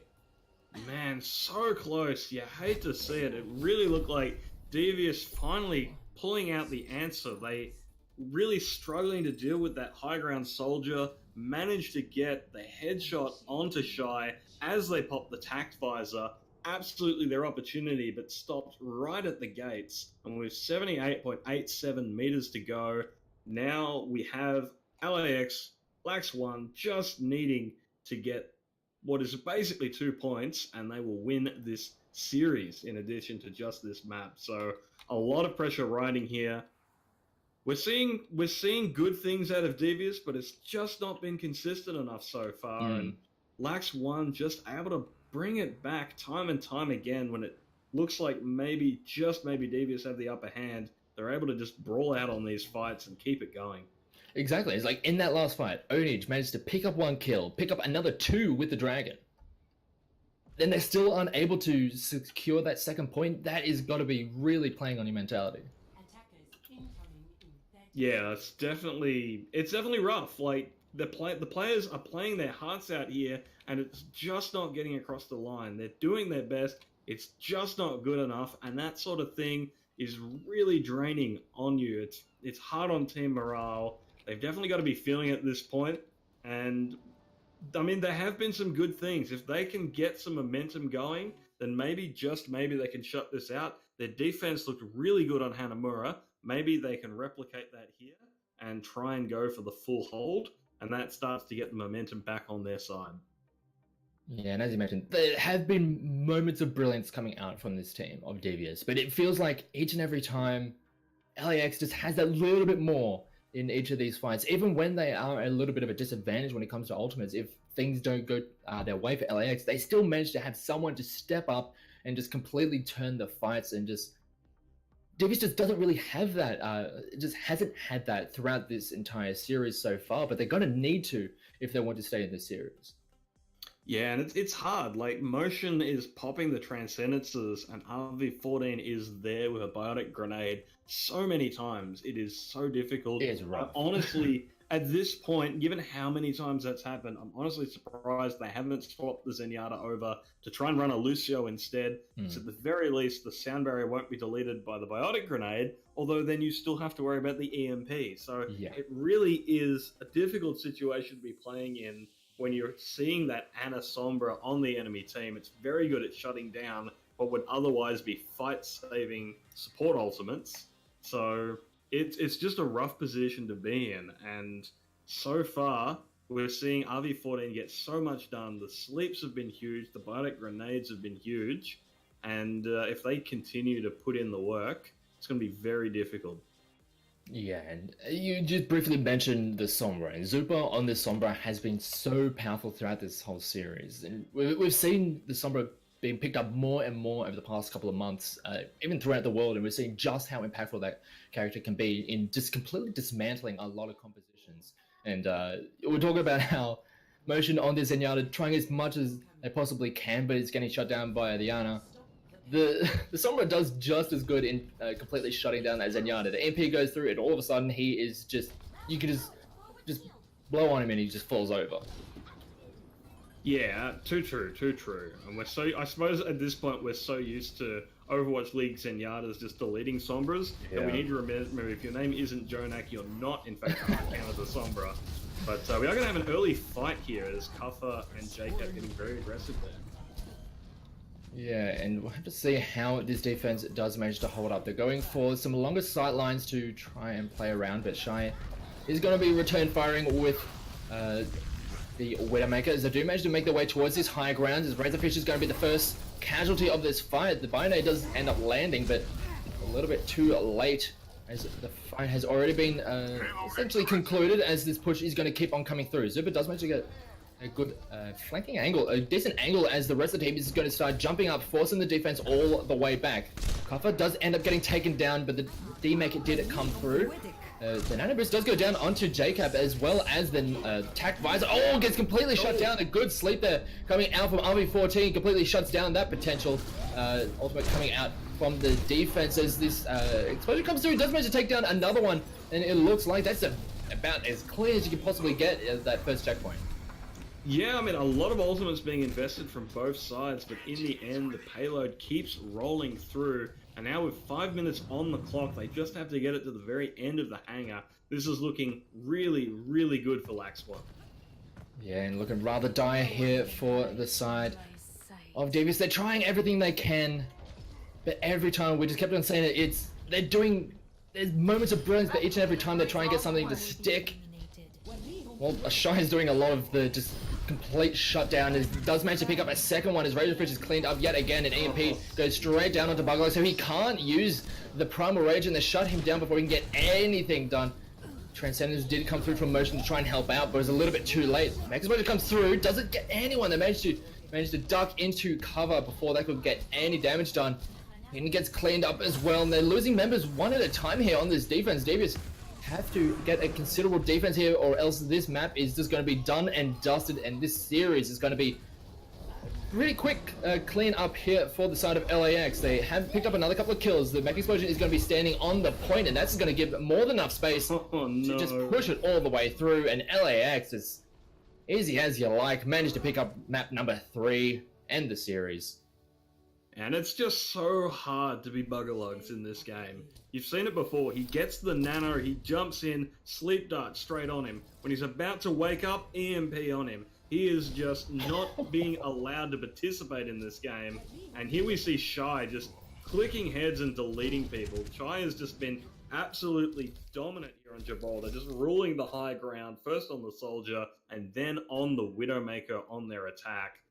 It's just so hard to play against someone like that when the team is playing really defensive around him. The whole team of LAX1, they're adopting a very different playstyle for Gibraltar. They're just playing a very reactive composition. You've got Shy on the high ground raining down so much damage on either Soldier or Widowmaker, and any attempts made to try and engage onto Shy are then responded to by their high mobility tanks. So they're playing a very good passive playstyle there, very different from what we've seen them on the first couple of maps, and it is so hard to stop that when it's played correctly.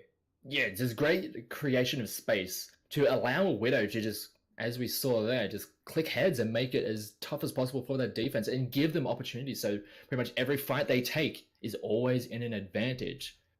And Devious Esports, it's rough because we kept on saying it throughout this entire series. There are moments where they get a little bit of an advantage, but they just can't really punish LAX as much as they would like, and they can't really just get a firm grasp of the game.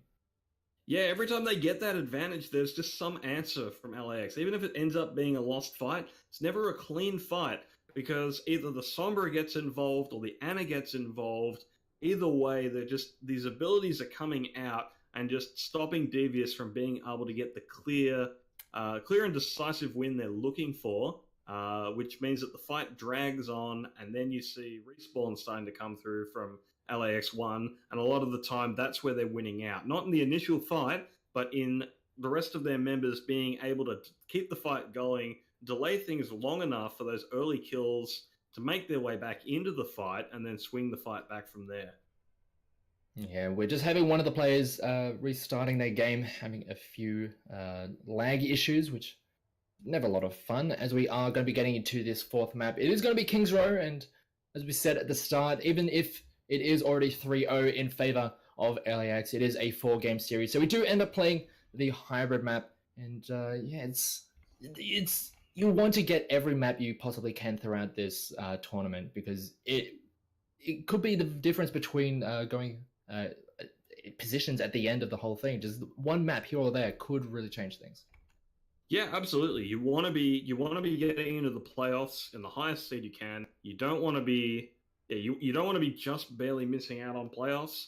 And if you can help it, you want to be going into playoffs, going against some of the weaker teams in there, so you can get further into the bracket. You definitely don't want to be going into playoffs against the strongest team in there, and having to immediately have to go hard and pull out all the stops just to try and make your way into the finals. So there is money on the line for these teams. Not a huge amount, as we are, after all, an amateur community-led organisation, but these players are playing for money as well as glory. And certainly all of these players also looking to get noticed as well.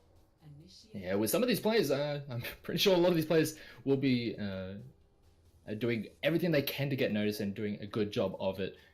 As you were talking about how Shy was doing so much work in just cleaning up a lot of the sight lines, and I have to give a lot of credit on that last map to RV14 on the Ana. Just time and time again, you mentioned it, just getting those very pivotal sleep darts, getting those bio-nades onto the right targets. We saw, I think, at least 2 pivotal sleep darts, one going down onto a Primal Raging Winston and also a Tac Visoring Soldier. It's really key intervals, really shut down any potential options coming out from the side of Devious. So really nicely done here from the support from LAX, and have to see how, if it just keeps on playing to that level here on this final map. Absolutely, and if you're out there wondering who the heck is this RV14, why have I never heard of them before? They did used to go by the name Tafiki. It's a very recent name change for them. So if you are having trouble putting a face to the name, so to speak, that might be why. But we're going to be heading over to Kings Row here now, which means there's going to be another opportunity for the members of Devious Esports to show their stuff. Motion set up on the Widowmaker here in the church. Let's see if they can get something going right at the start here. Yeah, seems like just using the Widow to get a little bit of vision before they make their way out of the gates. As Zupa has got a good flanking position, tries to get the kill onto Motion, but doesn't manage to finish him off. But does manage to translocate back away, as this defense is playing it rather cautiously. And now that they see that the pharmacy composition is, or combination is coming through from the side of Devious, they have to play accordingly. Zupa does manage to get another good flank down onto Motion, managed to catch that Zenyatta without that Razorfish on the Mercy helping out nearby, so manages to get a good kill and resets his attack before he can get too much done. Yeah, that said, the late kill onto Shy is definitely an opportunity here. The attacker respawn advantage means they're going to be able to push in before Shy's be able to make it back to the point. Shy just making their way back in now. JCap is down early. This is absolutely the go back. Yeah, but throughout all that, Zupa yet again just preying on this poor Zenyatta on the back line. Resurrection does come through to try and keep both of the supports here and in the fight. Here comes the missile barrage, does manage to take down two. Nicely done there. They do end up losing Shooter McGrath, but that's not as much as not a bit of an issue, as they are just completely cleaning up the rest of this fight. There is going to be a Kuffer on the backside who is going to get cleaned up at the end of this, and this first checkpoint, much cleaner take there from the side of Devious. Yeah, absolutely. When you've got a chance for a 5v6 push there, you absolutely take it. It's good to see them swiftly executing on that. Now they've got control of the streets here. They'll be looking to push forwards and try and retain as much control of this second point to get as much free cut as they can. But the defenders have rallied and grouped up, and they'll be looking to try and push forwards and try and get this defense happening as early as they can to give them potentially a second fight in this stretch phase. Zupa trying to get onto the back line, does have an EMP, sets it off and completely takes down Motion before anything can get done about it. Again, and here comes the defense. They start charging their way through. Buggerlegs does have an Earth Shadow, doesn't manage to, or doesn't want to drop it just yet, does get dropped a little bit low, but does manage to get out of there in the nick of time. A good Bionade onto that backside forces away this offense, and this is one of the situations that can get very dangerous. Trying to push their way through this arch can be incredibly dangerous for this offense to start making their way through, and the defense can really just dig in their heels, but they're able to get through at least a little bit. Here comes the Valkyrie to try and give them a little bit of opportunity to make their way through. Shy takes down Onage, and here comes the Gravity. It locks up so many members, does clean up a lot of the shielding there with that Deadeye, and they clean up the rest of the fight there. Yeah, it's really rough to get held on this arch. Teams really like to try and take a lot of space for second so that they don't have to push through it. And really, we saw a very interesting play out of Kuffer and Zupa the fight before last, with them trying to time the Shatter and EMP perfectly to give no opportunity for counterplay. Unfortunately, they didn't quite manage to sync up the timings with the Shatter landing just before the EMP, so the shield was there for Buggerlugs to block the Shatter, but it was so close to perfect timing that I just really wanted to highlight it. Ooh, they do manage to take down Kuffer right at the start of this fight, but they do end up losing Onage because of it.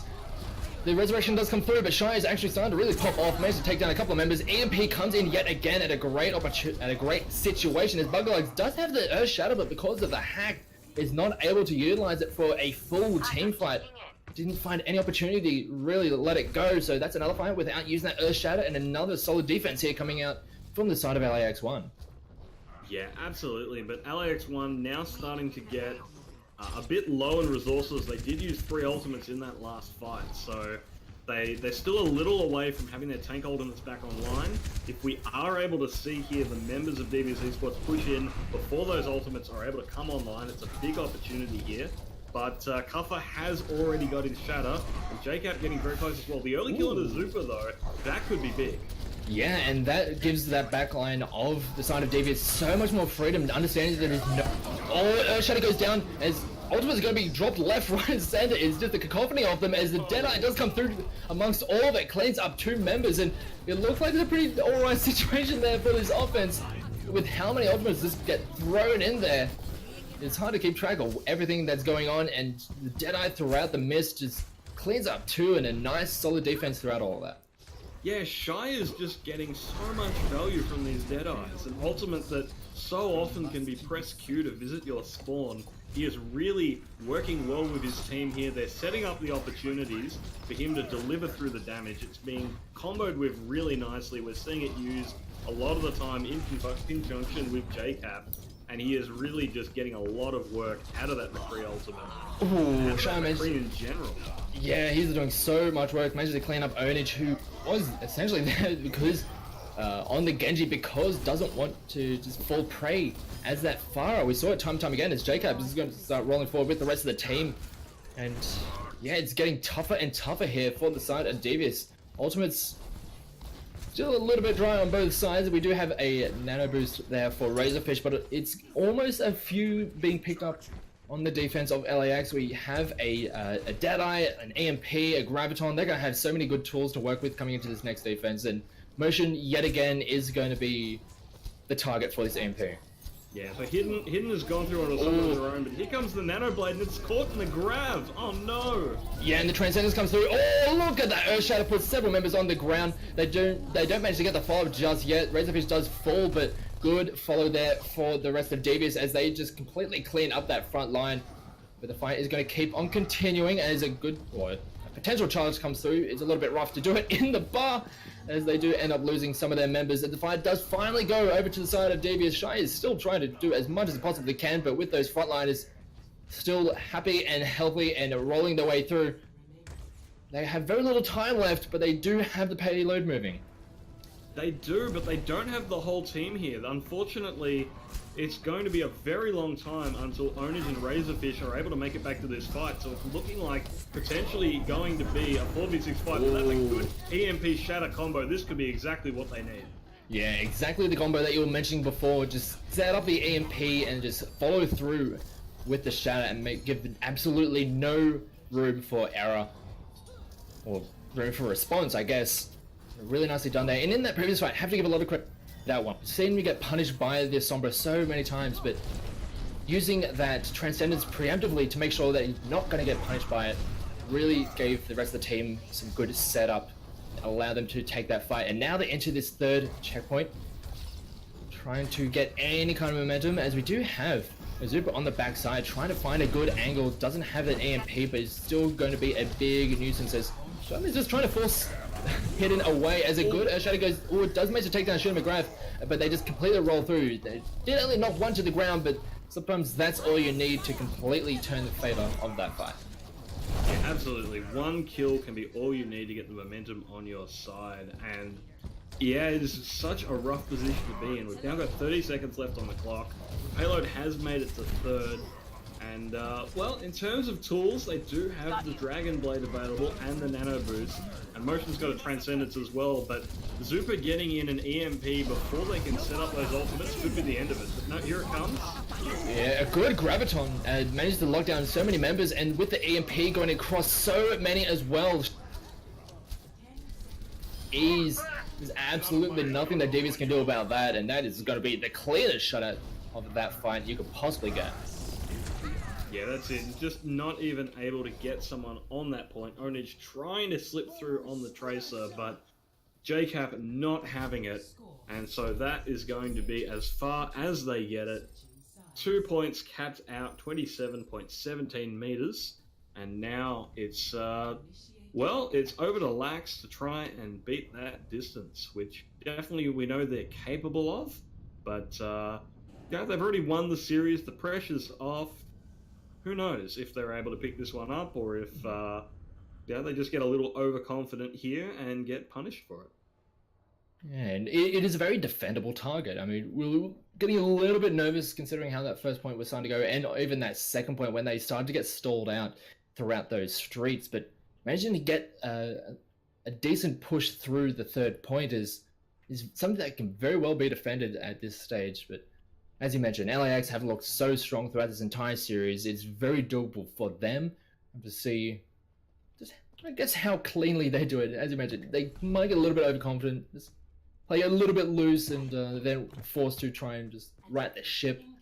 or if they're just going to come in all guns blazing, understanding you want all 4 points, you want to just completely shut out your opponents, put yourself in the best situation going through the rest of this event, and just leave no room for mistakes.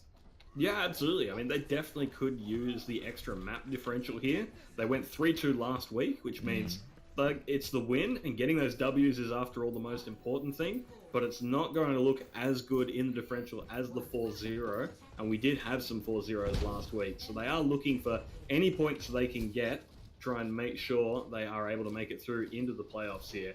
Now we do actually see Hidden over onto the Ash here for the first time, with a variation of an old school high ground defense here on King's Row. But this composition has been out of vogue for a while due to the brawly nature of tank-based compositions here. So let's see how this one plays out. Yeah, and on the backside, Zupa did manage to just force a bit of a readjustment of sightlines, and it forces this defense to completely scatter. They do manage to pick up a couple of kills, only just getting onto the board as well as Hidden. But the turnaround from JCap is just way too strong. They force them onto the ground, and that is where they thrive. When it comes down to just the nitty-gritty brawling, LAX is just way too strong. A good bit of TNT to get a little bit of damage and some percentage towards the Ash, getting Bob online, but not going to be enough, as that's a very clean fight there coming out from LAX. Yeah, and that's going to force a complete changeover of the tank line as well, which is going to make things even worse ultimate economy-wise. And they just do not have the distance to play with here, so bit of an interesting decision, but Onage getting an early kill onto Zupa is going to give the defenders a chance to stabilize here. They've got an advantage now in numbers if they push forwards, but I think they're still waiting for a couple of members of their team to regroup before they do so. Yeah, I'm pretty sure every time that Zupa is taken down, Motion breathes a sigh of relief.